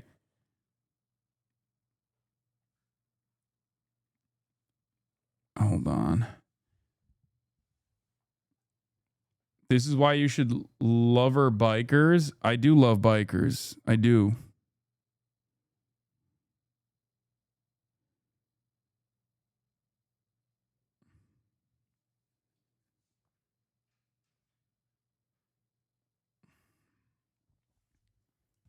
Nah, fuck cyclists. No, I love cyclists. Okay. Especially when they do shit like this. This is cyclists using their power of being an unlimited nuisance for good. Okay? Cyclists rise up. Cyclists rise up. They are using their power of annoying people for good.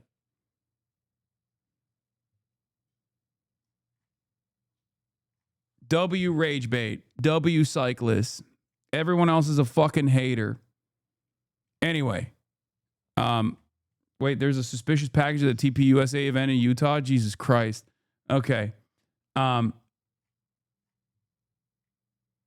a cyclist, we are only good to society and protest blocking traffic and being annoying to cops. Cars are way more annoying, Hasan. I mean, obviously, I'm Mr. Fuck Cars. Okay. Champagne Cyclist says, let's go. This is your opportunity to shine.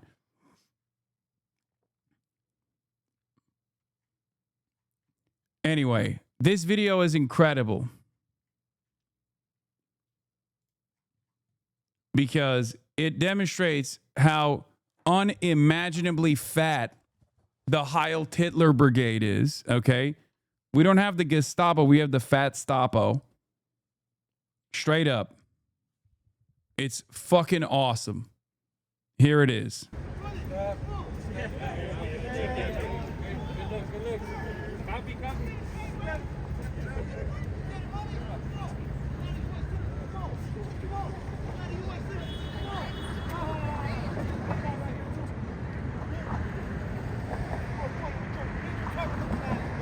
So he walks up to him and he says, I'm elite.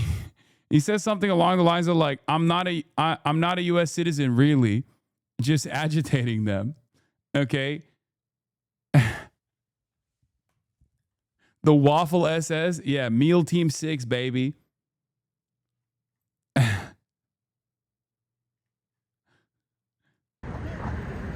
Rolls up on him, says, fuck Donald Trump.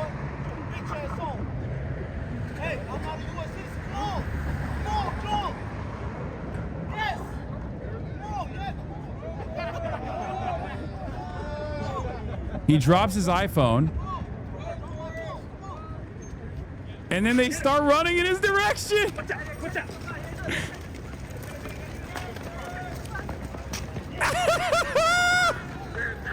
Hey, yo!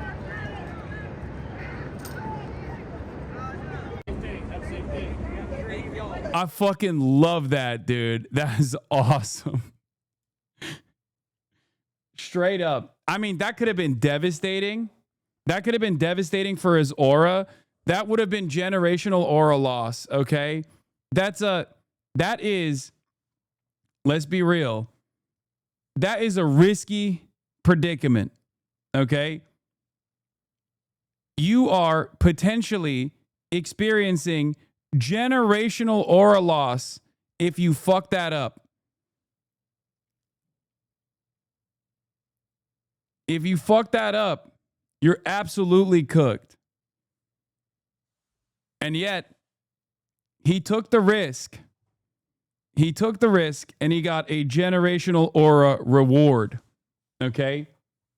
Let's run that shit back. Respect gained.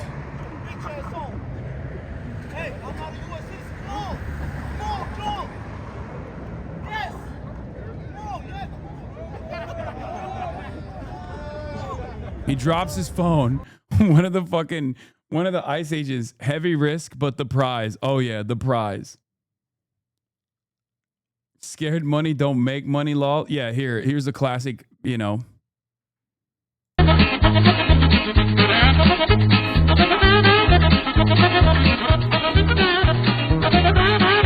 This one's so awesome.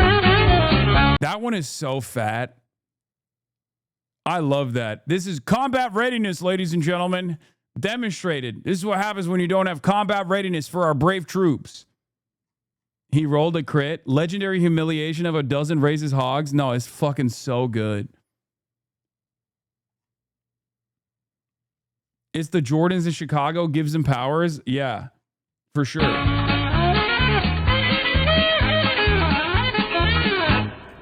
Bro dropped the phone like a fucking luchador and dropping the red flag in front of the bull. You mean matador, right? Is that a luchador? I thought it was a matador. Oh. Just so fucking fat, so out of shape, and so angry, dude. Oh my Lord. I've never in my life seen clumsiness be recycled like that into Matt Aura. Use us clumsy gang are the most impressive we've ever been. The man is a national hero. Yeah, Matador is bulls, luchador is wrestling. Exactly, I knew it right. All right. Also, remember, the reason why they're there is to create an environment of intimidation, okay? Like, that's the only reason why they're there. Here's some more details on this. Hold on. The whole mob tried to trace him down because he dared criticize Trump. You know, this is insane, right? A gang of armed thugs will attack random passerby because they don't like what they say. Like, him being like, I'm undocumented. I'm not a U.S. citizen. He's fucking obviously trying to piss him off. He's like, there's no... I suspect that he is not actually undocumented. But once again, okay? I mean, look at this. Look at this fucking freeze frame, dude. He's just poking the hogs, you know? He's just prodding them a little bit, saying, hey, what are you going to fucking do about it? What are you going to do about it? Tough titties, bitch.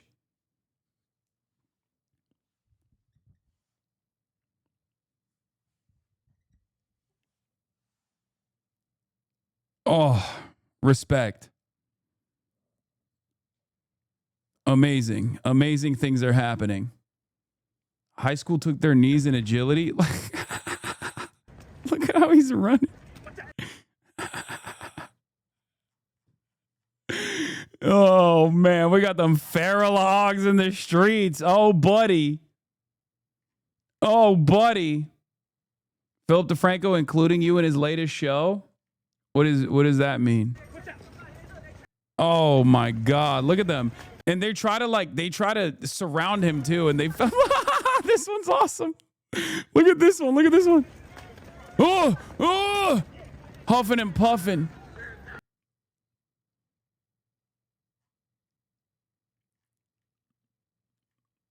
Oh, so good. So awesome. Just shouts out to that guy. Okay. Shouts out to that guy for making us feel united in these troublesome times, okay? For once. What are you going to do, you know? What are you going to fucking do?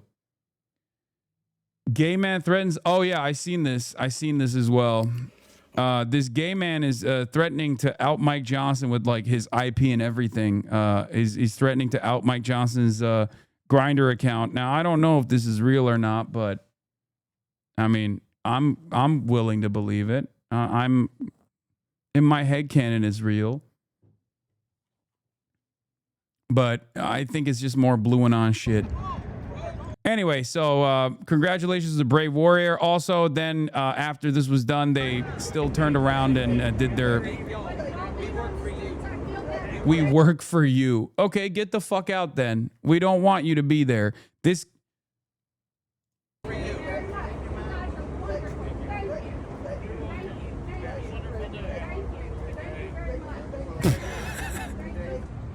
Old racist Polish lady being like, thank you. Thank you for being here.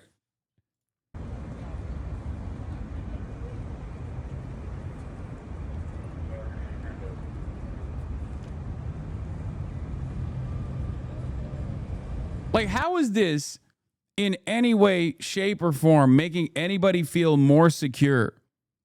I see this and I think this is fascism.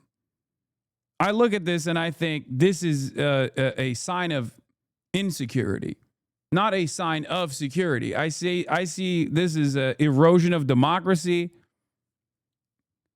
utilizing a unaccountable militarized force to basically kidnap our neighbors, because that's what it is. And it creates a lot of discontent. It creates a lot of resentment. And obviously, that's the reason why wherever these guys go, they get a lot of they get a lot of protesters. They get a lot of people that tell them directly to their face they don't want them there. You're in the new Philly D thumbnail. Next up.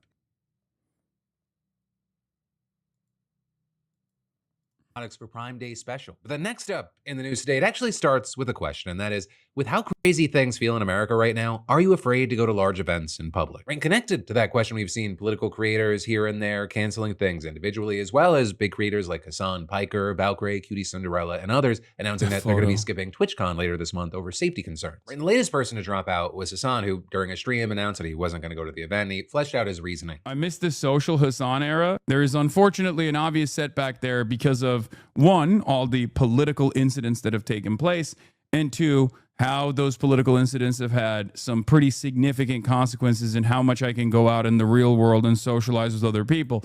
As I said already, I'm not going to TwitchCon, not because I'm worried about my own safety, but I'm literally not going to TwitchCon because I'm worried about the safety of others. I don't want to put them in the fucking crosshairs if some psycho freak decides, like, I'm going to go there.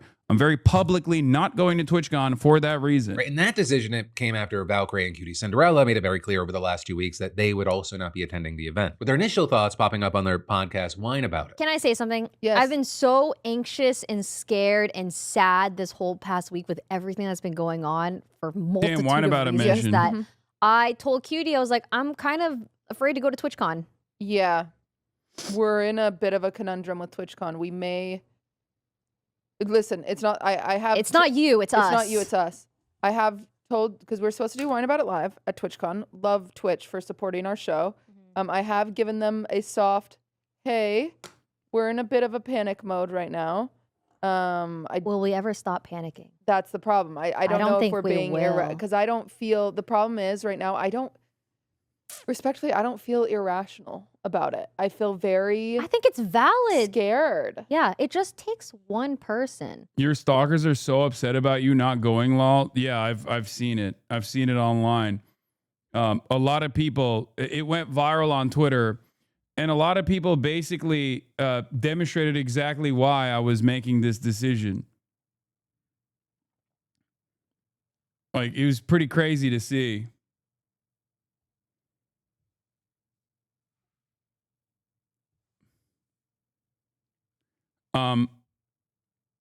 The thing is, like, with TwitchCon, like, I'm still gonna do public events. Like, I'm obviously gonna be out and about in France and whatnot. And I've always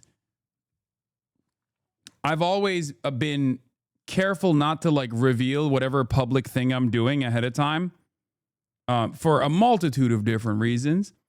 But as far as like a major event where I would be one of the headliners and like very publicly saying that I'm going, like TwitchCon, I think that it's just there's too many variables.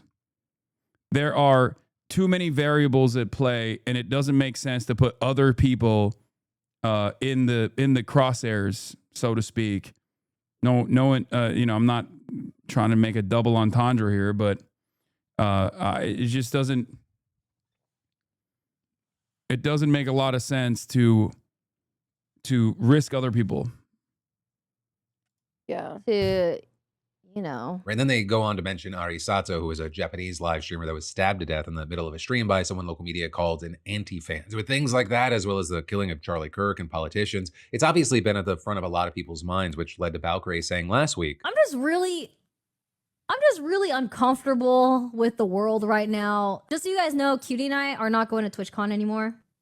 We did back out. America is in a weird spot. Weird things are happening, and it's just, I don't feel safe. I open up, see the news, and then I'm like, holy moly, what is happening? And in general, there was a sentiment that there's a big overlap of people who hate watch streamers and those who are extremely politically active on platforms like Twitter. And here's how Pokimane put it last week. Here's the way I view it, especially with all the recent news surrounding Charlie Kirk. And of course, a lot of political talk happens on Twitter. And also for us, people like me, Ray, Cutie, other female streamers, the people who feel the most negative and most like passionately hateful. Yeah, this is also the other side of it is like there's always a permanent environment of insecurity for female streamers in general because they have like a shit ton of stalkers.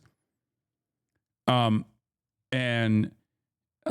given the way that this kind of activity is conducted online, there's not a lot of great current efforts to create an environment of security. Like there's not really much you can do about cyber stalking and like this kind of shit. So it makes perfect sense for a lot of these people to feel even less safe in this environment, you know?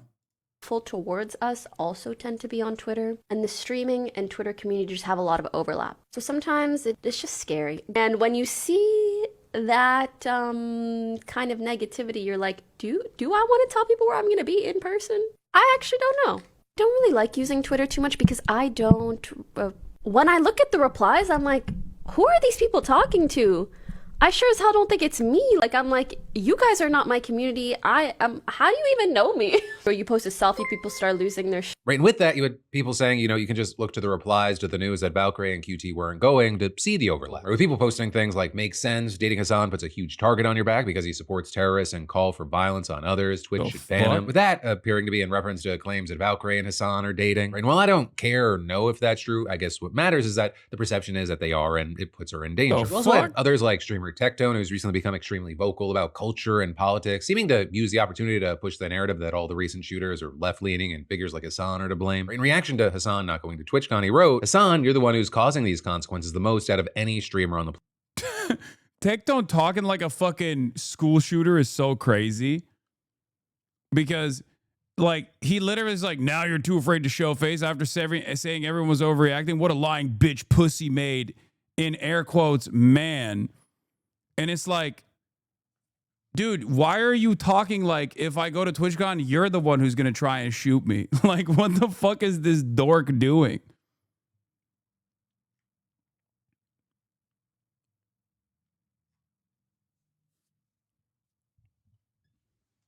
He tweets about you all the time. I mean, he should, you know, I'm glad that there's something keeping him busy, you know? And he's not like harassing like a random trans content creator or a random woman on the internet. You know, I'll take that. I'll shoulder that for everybody else.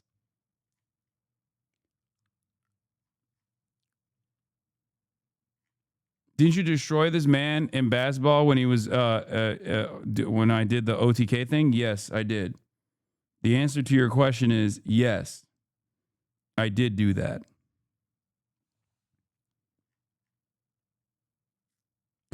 Please come to school tomorrow ad posting. Yeah.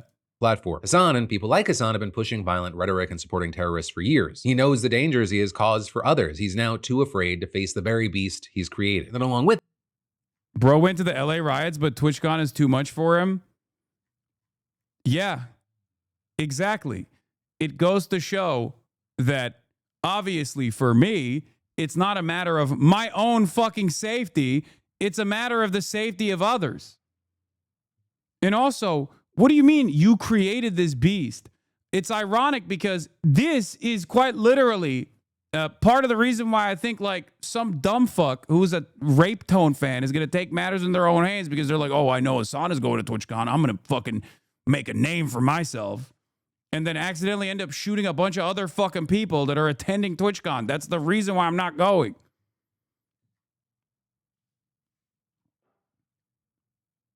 How are people blaming you for your own stalking and death threats? I mean, this is proof as to why, you know, it doesn't make sense for me to fucking go to TwitchCon. This is like the whole point. This is literally the reason. Like, what kind of fucking statement is this? And it's such a crazy situation because, like, you know, I have to make a public statement about it so that, you know, I discourage psychos from fucking attending. And meanwhile, I'm making a public statement about it, making it clear that it's not about even my own personal safety, but the safety of others because of people like Tectone. Okay? Because of this kind of sentiment that you hear all over the internet. If you look at my fucking replies, you see it, right? So many people are just like, oh, I can't wait for the government to deport you, arrest you. I'm going to come and shoot you in the fucking head, shit like that.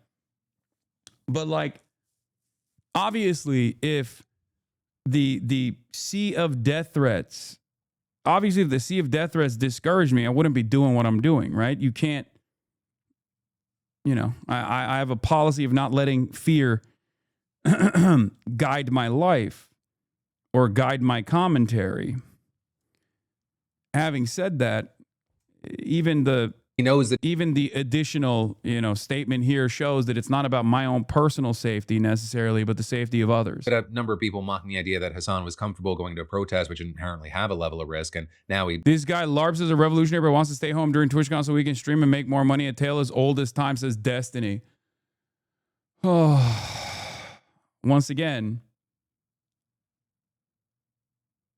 I don't even LARP as a revolutionary. I'm a fucking Twitch streamer. This is a statement that my haters have applied to me. Once again, they are setting the standards that they made up for me on their own, in their own minds, only to turn around and say, you're not abiding by those standards. But once again, yeah, TwitchCon is the revolutionary activity that I should be engaging in. Doesn't want to go to TwitchCon. So then with that, you had others pushing back a counterpoint saying that things have dramatically changed in America since then, as well as the fact that Hasan says that he's doing this to protect his fans. But no matter where you stand on this, what you're seeing is Twitch trying to reassure people that the event will be perfectly safe, with CEO Dan Clancy saying on a live stream, just in terms of safety and security at TwitchCon in light of recent events. Yeah, I've been shot at fucking ICE protests, man. The fuck are we talking about? Also, Philip DeFranco literally posted the idiotic take from a dude who is not only in the crosshairs himself currently, but also someone who Philip DeFranco personally covered, issuing a death threat against me literally a week prior to this. Like, Sex Pestany unironically said a straightforward death threat, issued a straightforward death threat to me directly, and Philip DeFranco covered it. That was like, what, 2 weeks ago, 3 weeks ago? I mean, yeah, it's just so stupid.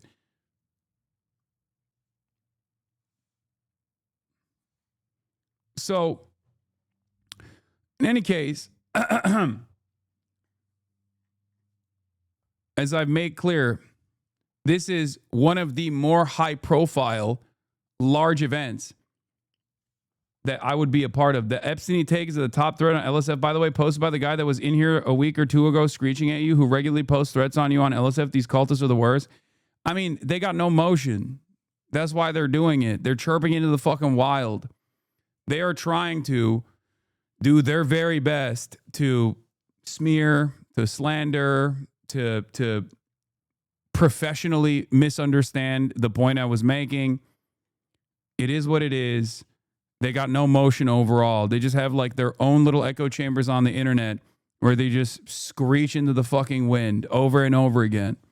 There are obviously much larger issues at play here. And I think a lot of people, when they realize what the government is doing, what the administration is doing, what things look like in the fucking real world, will inevitably notice that these guys are just simply fighting the wrong battles. Okay?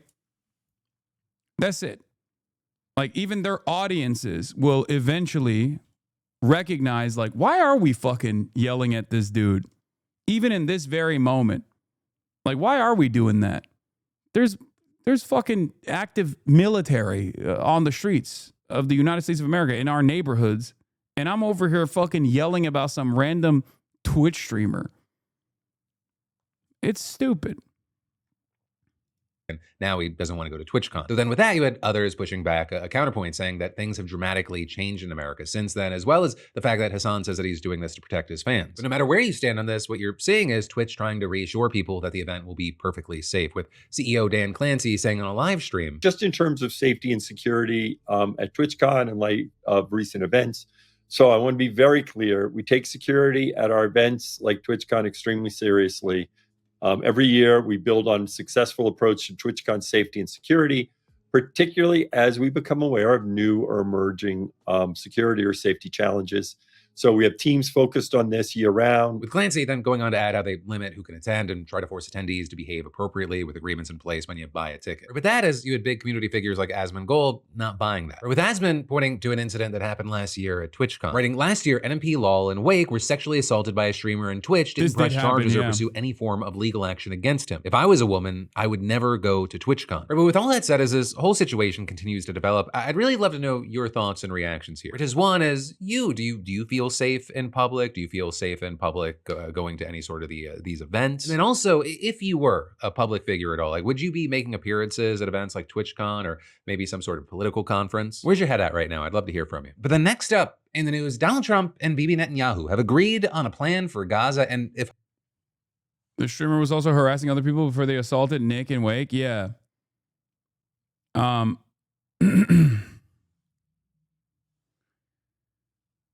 On the other hand, we have Hasan saying he doesn't want to endanger people. On the other side, we have a random Twitter user, a sex pest, and a rapist. What do you guys think? Let me know in the comments. I mean, that's the Philip DeFranco guarantee. Okay, he's gonna cover it like that, no matter what. It is what it is.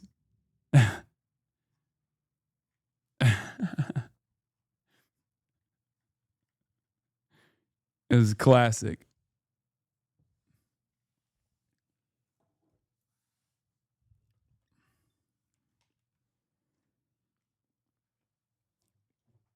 These captions were edited by someone in the team. They write your name as Hasan. No, guys, come on. You're focusing on the wrong shit. Hamas. Okay, you've just been filled in. All right.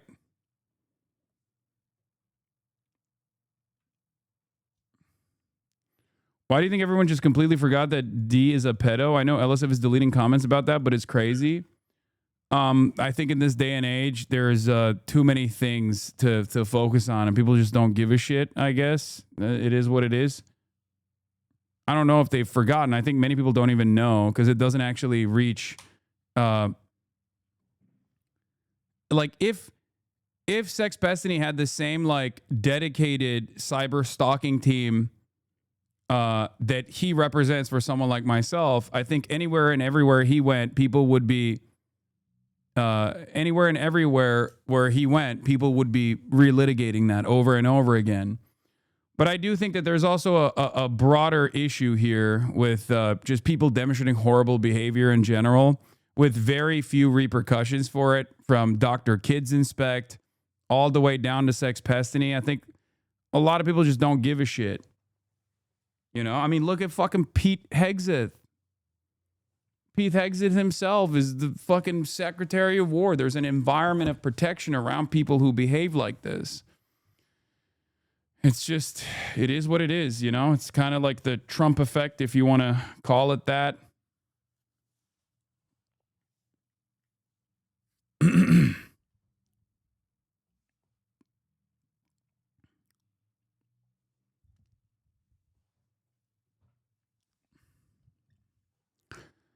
Yeah, there's a couple things I wanted to cover here. Obviously, I got here. We'll do the Amon, the Legend of Ethan Klein from Amon Animation. This was a big deal for many in this community, for the unemployed.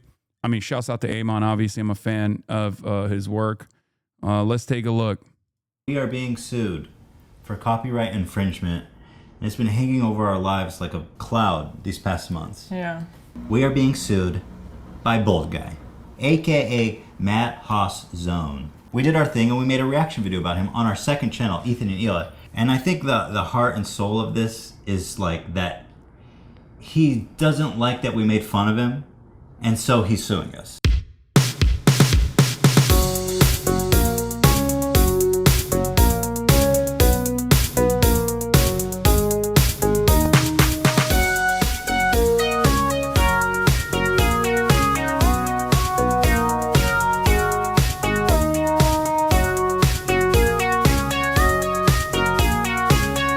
Wow, Ethan, great moves. Keep it up. Proud of you.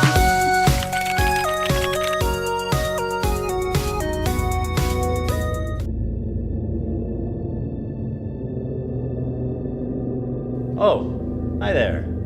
It's me, your old friend, Ethan Klein. It's been a while since we've last spoken. In that time, I've had 3 kids, all boys. I've lost 100 pounds, and I've pissed off 75% of the internet. Probably a lot of you guys too. I started a show a couple of years ago with my acquaintance, Hasan Piker, the Leftovers podcast, which we made broadly. Okay, bro. Really? Why am I catching strays again, bro? Amon, stop presenting me like I have a tiny head, okay? I do not have a tiny head. I have a normal-sized head. This is bullshit. This is bullshit. Okay? This is bullshit. I have a normal size head. Everybody knows it. Everybody knows I have the best head size that has ever existed in the history. From the standpoint of sizes, I've got the best sized head.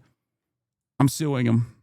To goof on the antics of the right. And we went on making the show for about 2 years and everything was good. Everyone was having fun, the audience was having fun, no problem.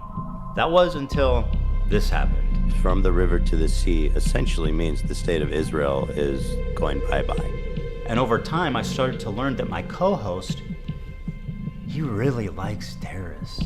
I started to wonder if I had any idea who this guy actually is. I can't believe how unimaginably racist the presentation of this real context puke was, and how many fucking people actually fell for it too. Like, if the number is more than one person that watched that and went, you know what, this is scary, that is really damaging for where we're at. Okay? That is really, really damaging for where we're at in society. So, I mean, obviously it wasn't like a super consequential thing. Having said that, however, it did hurt my soul to see so many white liberals think like, no, this man is the true voice for the Palestinian liberation movement. And this other scary Muslim guy seemingly loves terrorism.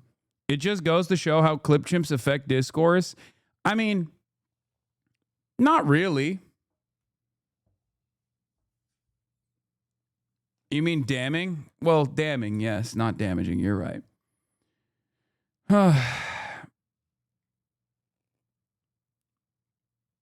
It was so crazy because that whole video was deep fried and mostly unintelligible. I saw a thread on their subreddit about how someone casually showed it their group of friends. Slowly but surely they started seeing that you were a terrorist. Yeah, that's what I mean. Like, they unironically think that this like very obvious targeted smear campaign, especially in this day and age when like most people have actually realized that I was advocating for what they also now see as the truth.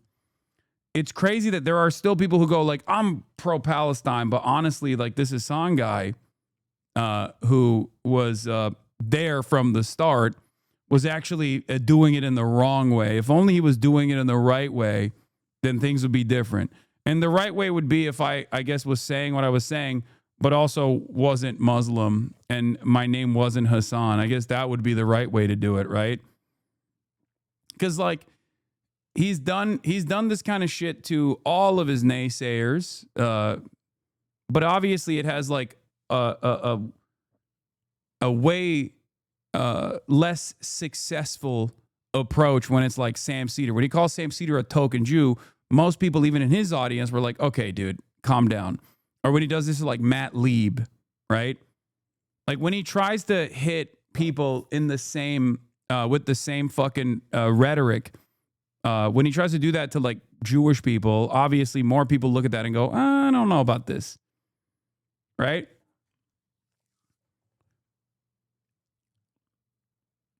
To be fair, saying shit like Houthis are very musical people are kind of cringe. I know. I should have been saying that Houthis were actually demonstrating the only fucking dignified response by being the only country in the fucking region that actually stood up against the genocidal apartheid regime of Israel, instead of saying that they were musical people. Do you think that was my only commentary about the Ansar Allah regime? Do you still have this level of resentment towards that statement? Are you fucking delusional to what has happened since then?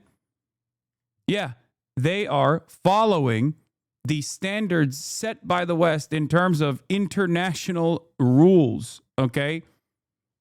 They are the only ones who are seemingly abiding by the idea that genocide is unacceptable, and the entity that is causing this genocide must at the very least, suffer financial repercussions.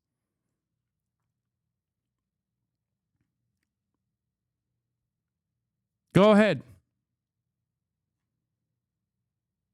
And yes, many countries in the region, not just Yemen, do make musicals. Who gives a shit?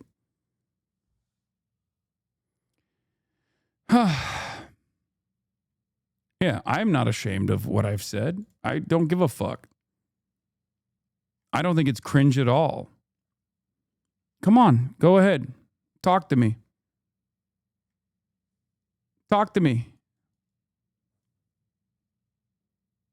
What do you have to say?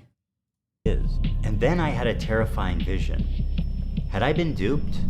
Was Hasan presenting a Trojan horse to my community, where he was just a left-leaning Democrat like myself, and as he said in the previous video, was funneling them into radicalization and turning them against me? Liberals are some of the easiest to manipulate people on the fucking planet, dude. The irony of this clip compilation aspect, by the way, was me talking about how liberals get duped by Republicans. Think about that for a second. I addressed all of this, obviously, when I was doing the dismantling and the disarming of the context puke.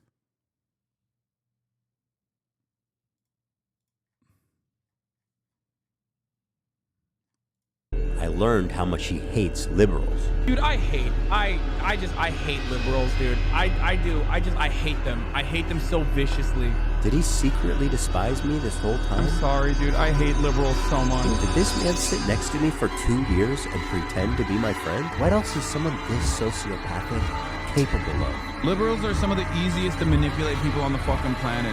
Was I being manipulated this whole time? Hello everybody, this is Ethan Klein, host of the H3 show. Alright, so obviously I'm about to have a really uncomfortable conversation about Hasan. And, you know, I wanted to do a really fun episode about Twilight today, but blame it on the anti-Semites. The openness and brazenness with anti-Semitism has left me no choice. I have no choice. But I'm hallucinating, according to Hasan. Well, let's see if I'm hallucinating.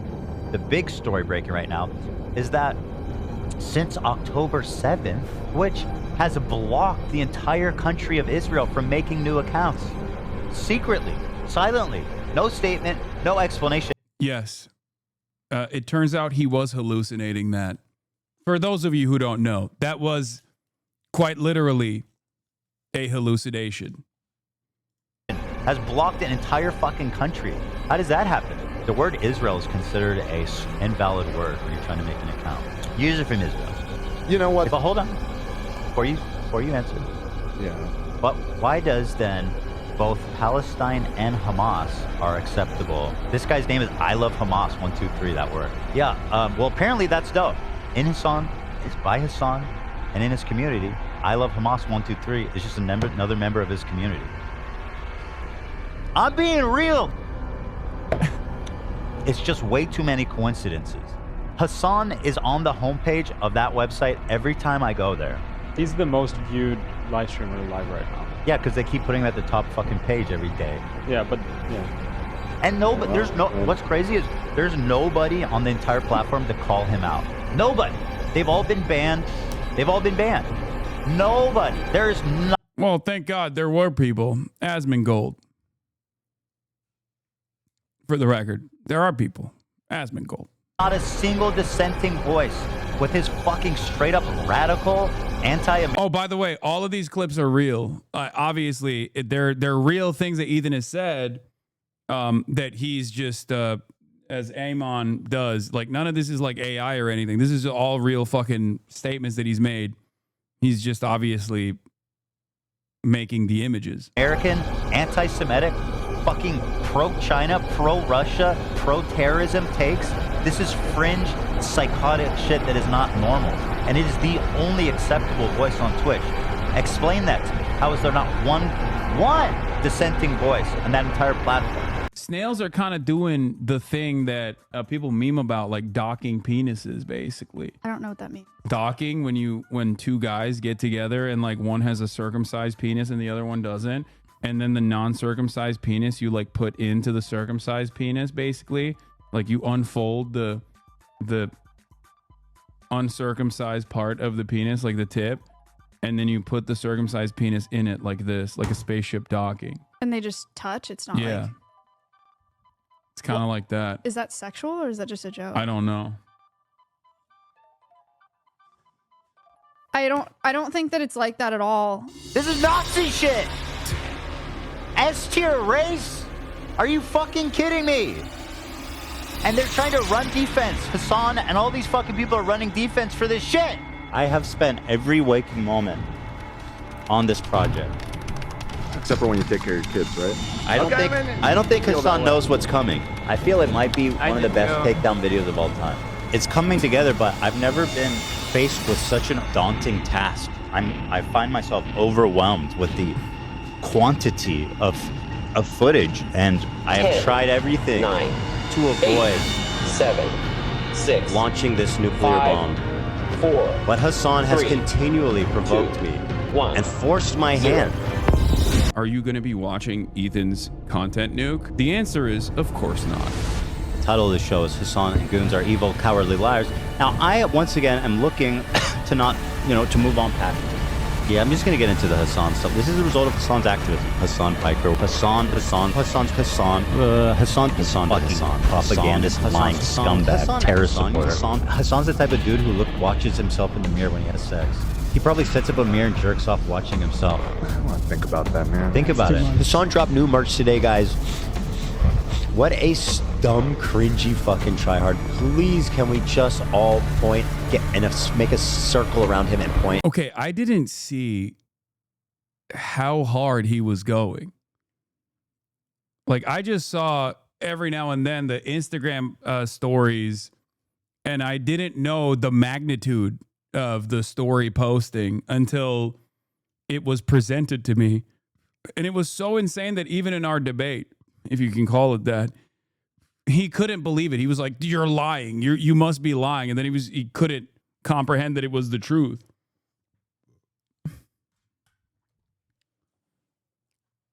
I don't get how this level of obsession was not read by fans of the show, and perhaps even former fans of mine that were still fans of Ethan, as anything but like an unhealthy obsession.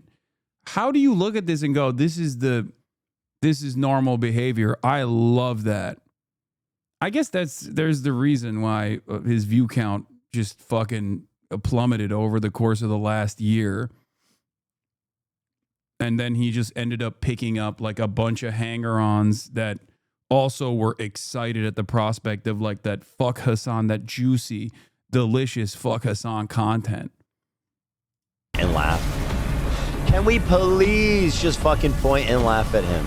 And why is this? Why do we allow this? This should be illegal, and nobody cares. Somebody, please! It's insanely pathetic. I'm about to hit Celestial, Nate. Where you at? Celestial? Yeah. What is that? I don't even know what that is. That's what it's called, right? The one after Grandmaster. All right, where were we? I wanted to say that Hasan is the human embodiment of the Che Guevara shirt sold at Hot Topic. He is that personified. Were you thinking about that in the bathroom? Yeah. I would love to open the stream, but I think things are too contentious.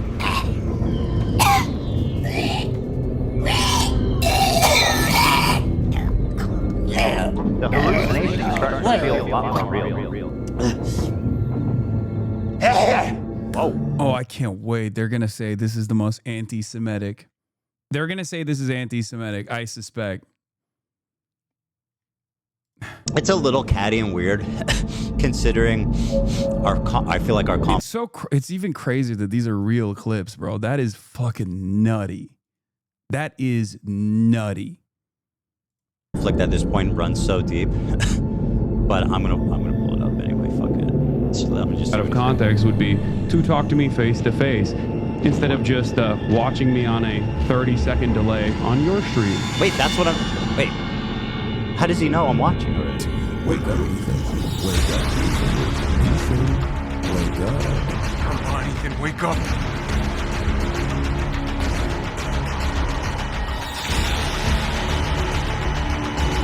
Uh-oh. Uh-oh.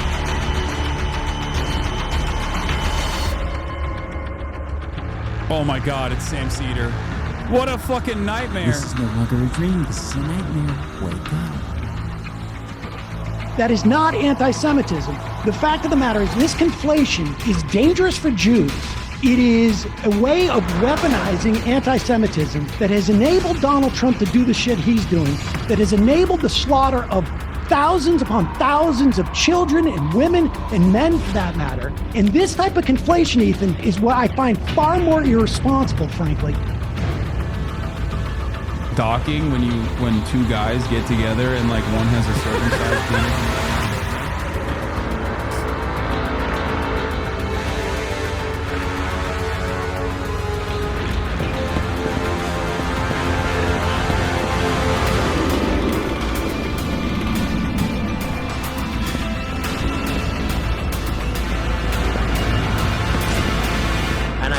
Bear in mind, never forget, as this war rages on,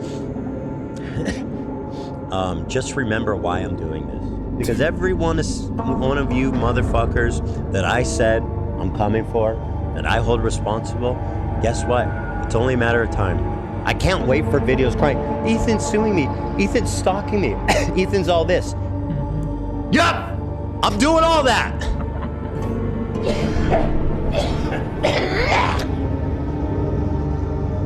Here's the thing, Anissa and Ian. I just want you to know. I want you guys to know something. Look at me. This is me. I win, you lose. And you will continue to lose. And I'll tell you why. Because I'm not done. I'll never be done. I will never be done with you. That's how much you've betrayed me and how much I want you to know how much you lose and I win. Do you understand, Anissa? And I'm not even talking to iDubbbz anymore. He's insignificant. He's gone. I want you to understand.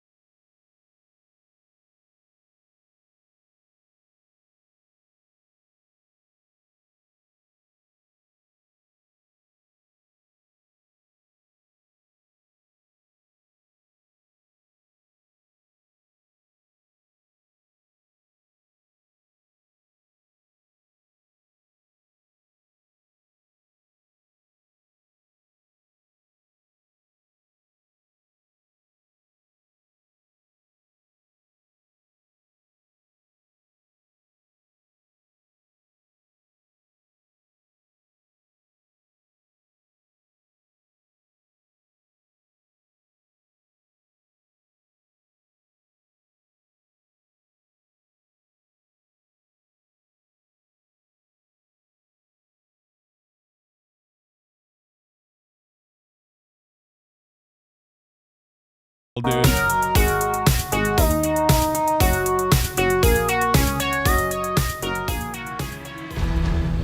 Ah, hello there. It's been some time, hasn't it? If you enjoyed the video, be sure to hit that like and subscribe button. And if you want to see some behind-the-scenes videos and tutorials for just $1 or $2, be sure to check out my Patreon linked below. Let me quickly thank my top patrons. S.E. J. Nero, M. Kindov, Eagle Senator, Ben Masters, Noam Stonsky, Hunter Fernandez, Dennis, Scroll up Sebastian to see the Tani, top Alfred donor at the Jeffrey, right. Kid McGay, Uncle Dave, Summer 13, The Irony Giants, Curio, Darth Sunshine, Overa, Dan F, Ferrars, Tom Servo 5, Saddle 88, Jerkwad Jerkswad, Seth Baker, Milton Friedman, Carl Sagan Deluxe, Dystopia, Weregamer, Gustavo Aguilar, Holland Randall, Luke Stein, Kaylee Vision, Scry Gordons, Randolino, KH, CHB, Brandon Scott. No need for topics. If I could go back in time, what would I do differently with respect to leftovers? I would have never done it. 100%. The real world events ended up outpacing me beyond what I ever anticipated. I would have never done it. As a result, I will be making a big video on Trump, Elon, Epstein, and everything else that happened this year as my next big project. I may make more than just that, but that's the plan. It's been 4 caused years now since Sam untold amounts, incalculable amounts of harm. Helped me raise funds to get a powerful computer.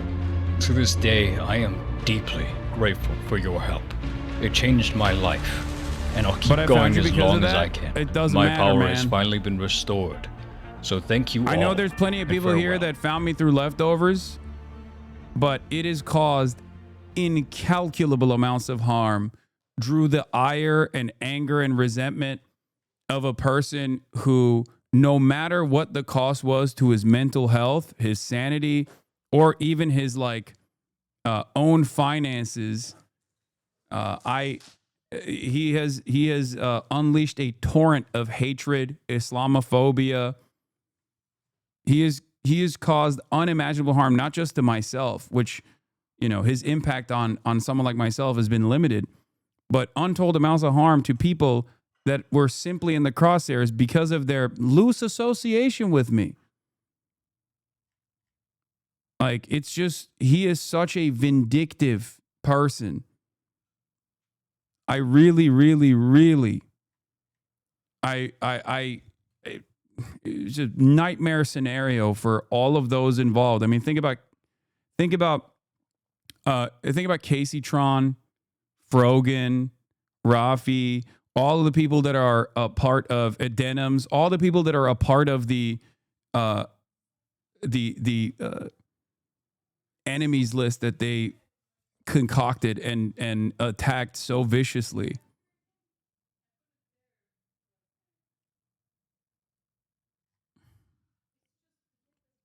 With Casey Tron, I don't even have an association with Casey Tron. It just stems from the fact that he was collaborating with Destiny at the time, and Destiny fucking hates Casey Tron. Yeah, going after Cutie, going after so many fucking people, went after the entire platform that I'm on. And still to this day, I think, goes after the platform aggressively, goes after Mike, went after Sean the Black.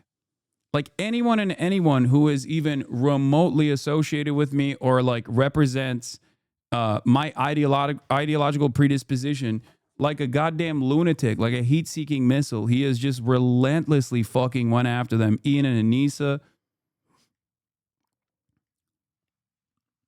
I get that he feels as though his cause is just, but it's just when you have unlimited funds and you have one of the most fragile egos, you just create this environment of harassment. Taylor Lorenz, there are so many people. There are too many people to mention, dude. People in the chat are talking about all of these people that I haven't even brought up. Caroline, yeah. Kat Timbarge.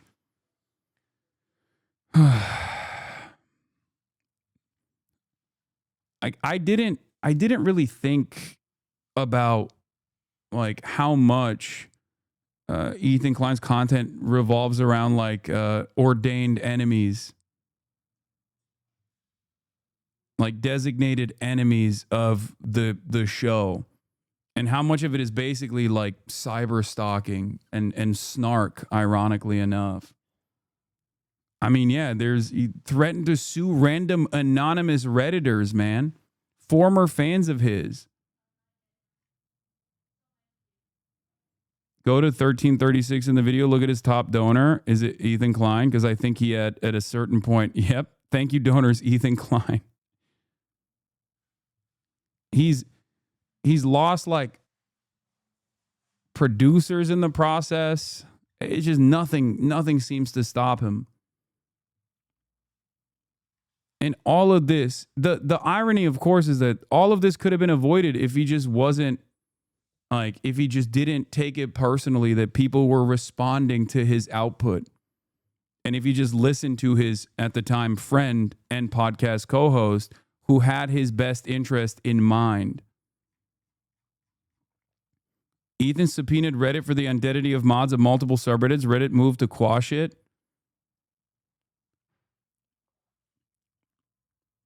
Yeah, Noah Sampson.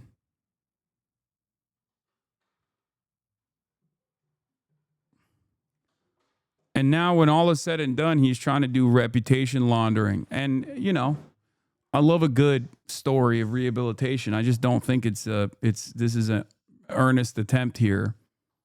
But even if he were to present himself as an earnest attempt, he could win a lot of goodwill by just like dropping his pursuit. Chris Kunzler, Vanilla Mace. Oh my Lord.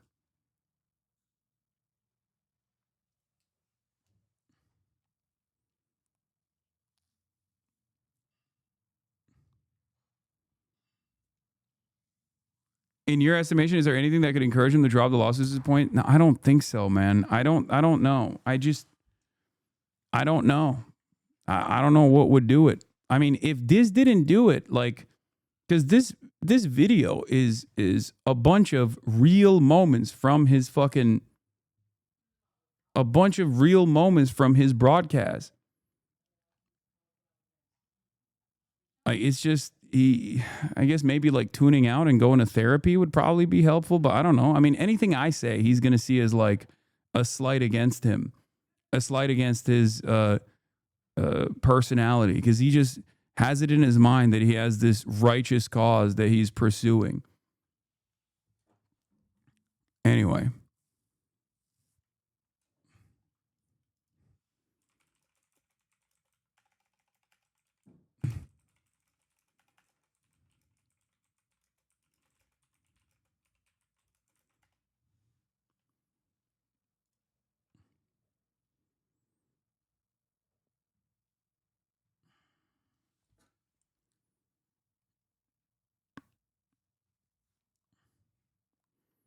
Also, the help out any of the individuals Ethan is suing here, Frogan, Case-Tron, and Denims' GoFundMe's he added in the description.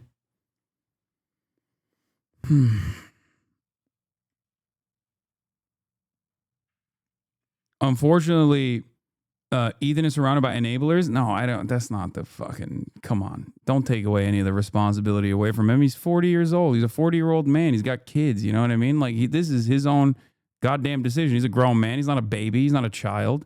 He's doing this on his own.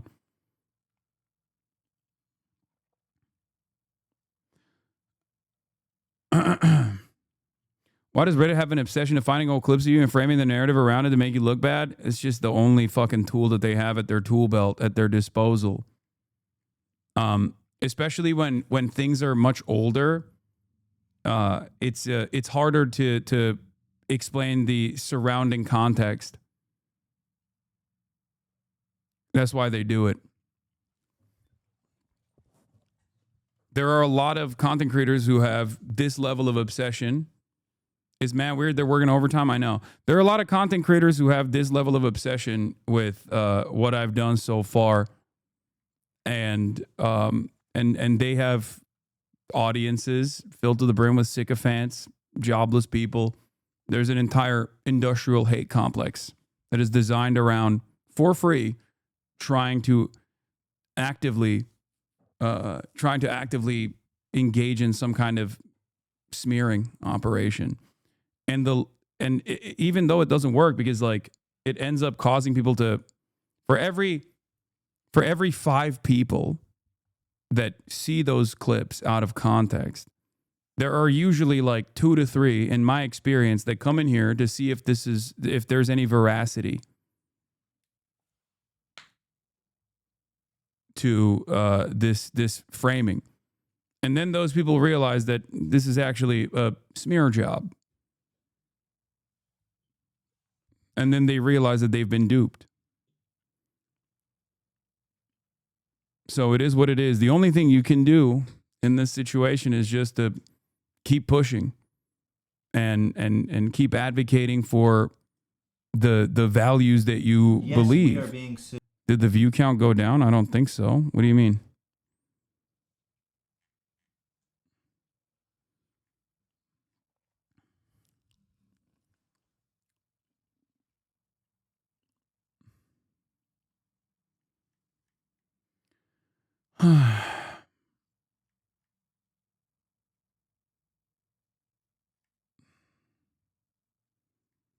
Anyway, veracity means truthfulness.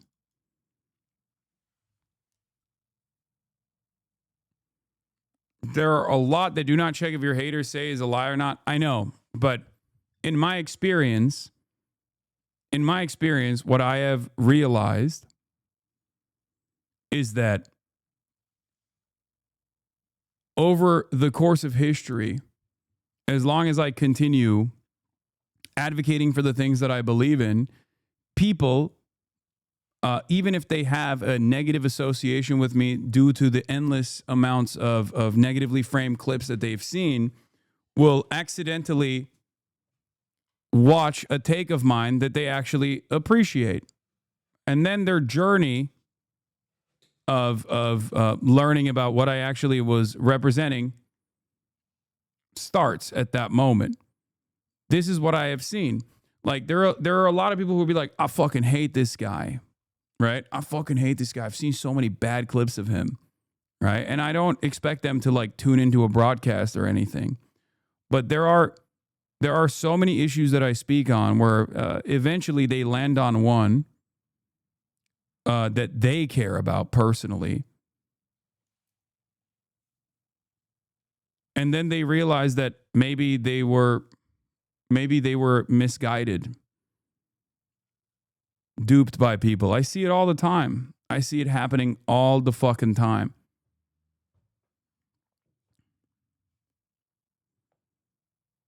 My cousin just told me Sunday how he was wrong about you and agrees with you a lot more than he thought. Being an Asmongold viewer, lol. Yeah.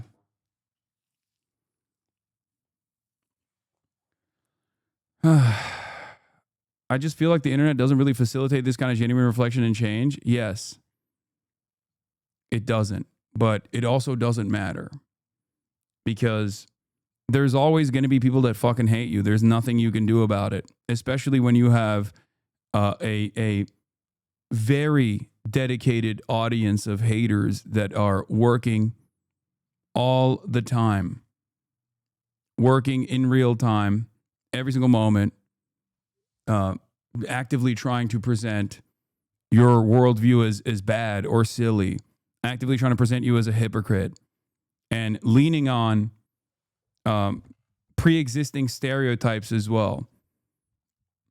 Leaning on pre-existing stereotypes like Islamophobia or false notions and false understandings of what socialism is meant to represent. And if the broader audience of Americans already have that mindset, then they are much easier to dupe. All you can do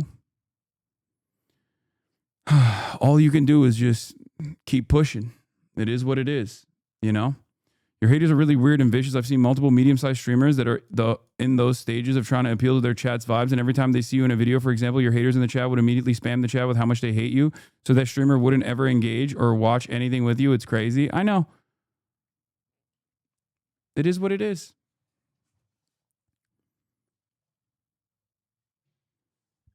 You only do that if you have no worldview, if you have no design, if you have no plans for a better future. So all you do is just like sit around and try to take out those who you have declared enemies of yourself.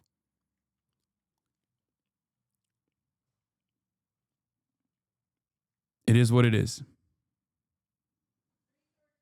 Anyway, I have to leave because I have to fly out to France for GP Explorer. But that's all I got for today. Like I said, I had a short stream lined up. Okay, literally a half day Hasi, as I've told you. Tomorrow when I'm live, I will be live from France. I'm planning on potentially participating in a protest in France as well. Maybe some IRL streams when I'm out there with Jean-Luc Mélenchon or some others. And yeah, and then in the weekend, I'm going to be doing my regular news coverage from France, as I've always done. But on the weekend, I am going to be live broadcasting as the English broadcast alongside Pokimane, GP Explorer. Myself and Pokimane will be the English broadcasters on the weekend for GP Explorer. So that's going to be an exciting opportunity. It's going to be an incredible event that a lot of people will be watching, of course, and I'll be live at the regular time that I normally will be live at. But for the GP Explorer event, I'll obviously be live earlier.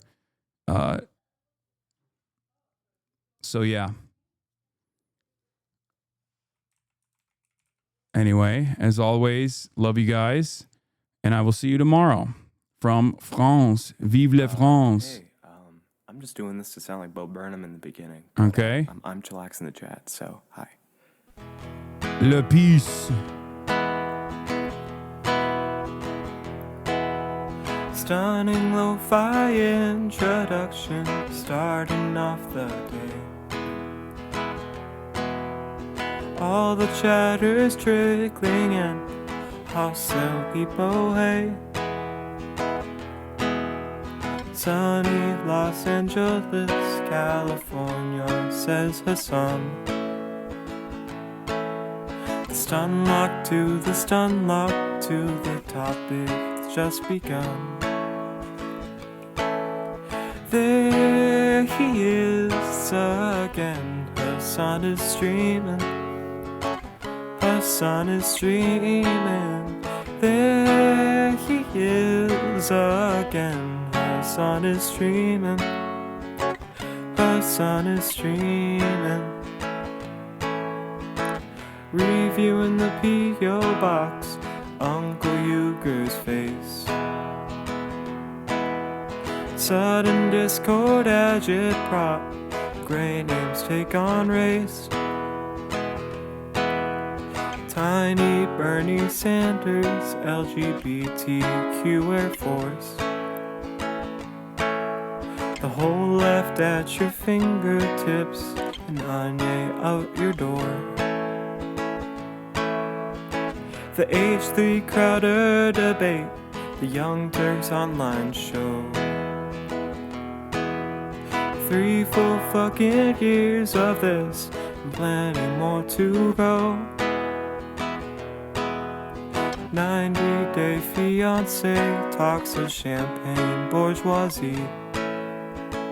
A Trump rally live reaction, a mass riot in DC. There he is again, Hasan is streaming. Hasan is streaming. There he is again, Hasan is streaming. Hasan is streaming. Reading live stream fail comments, Austin show chat advice. In all the ways the right-wing pipeline can suck you in online. JCS react lord, friend gets broken, cover blown. A full-blown mass pandemic, months of streaming in your home. Total radicalization coming out to find. The system you were taught to trust in was broken the whole time.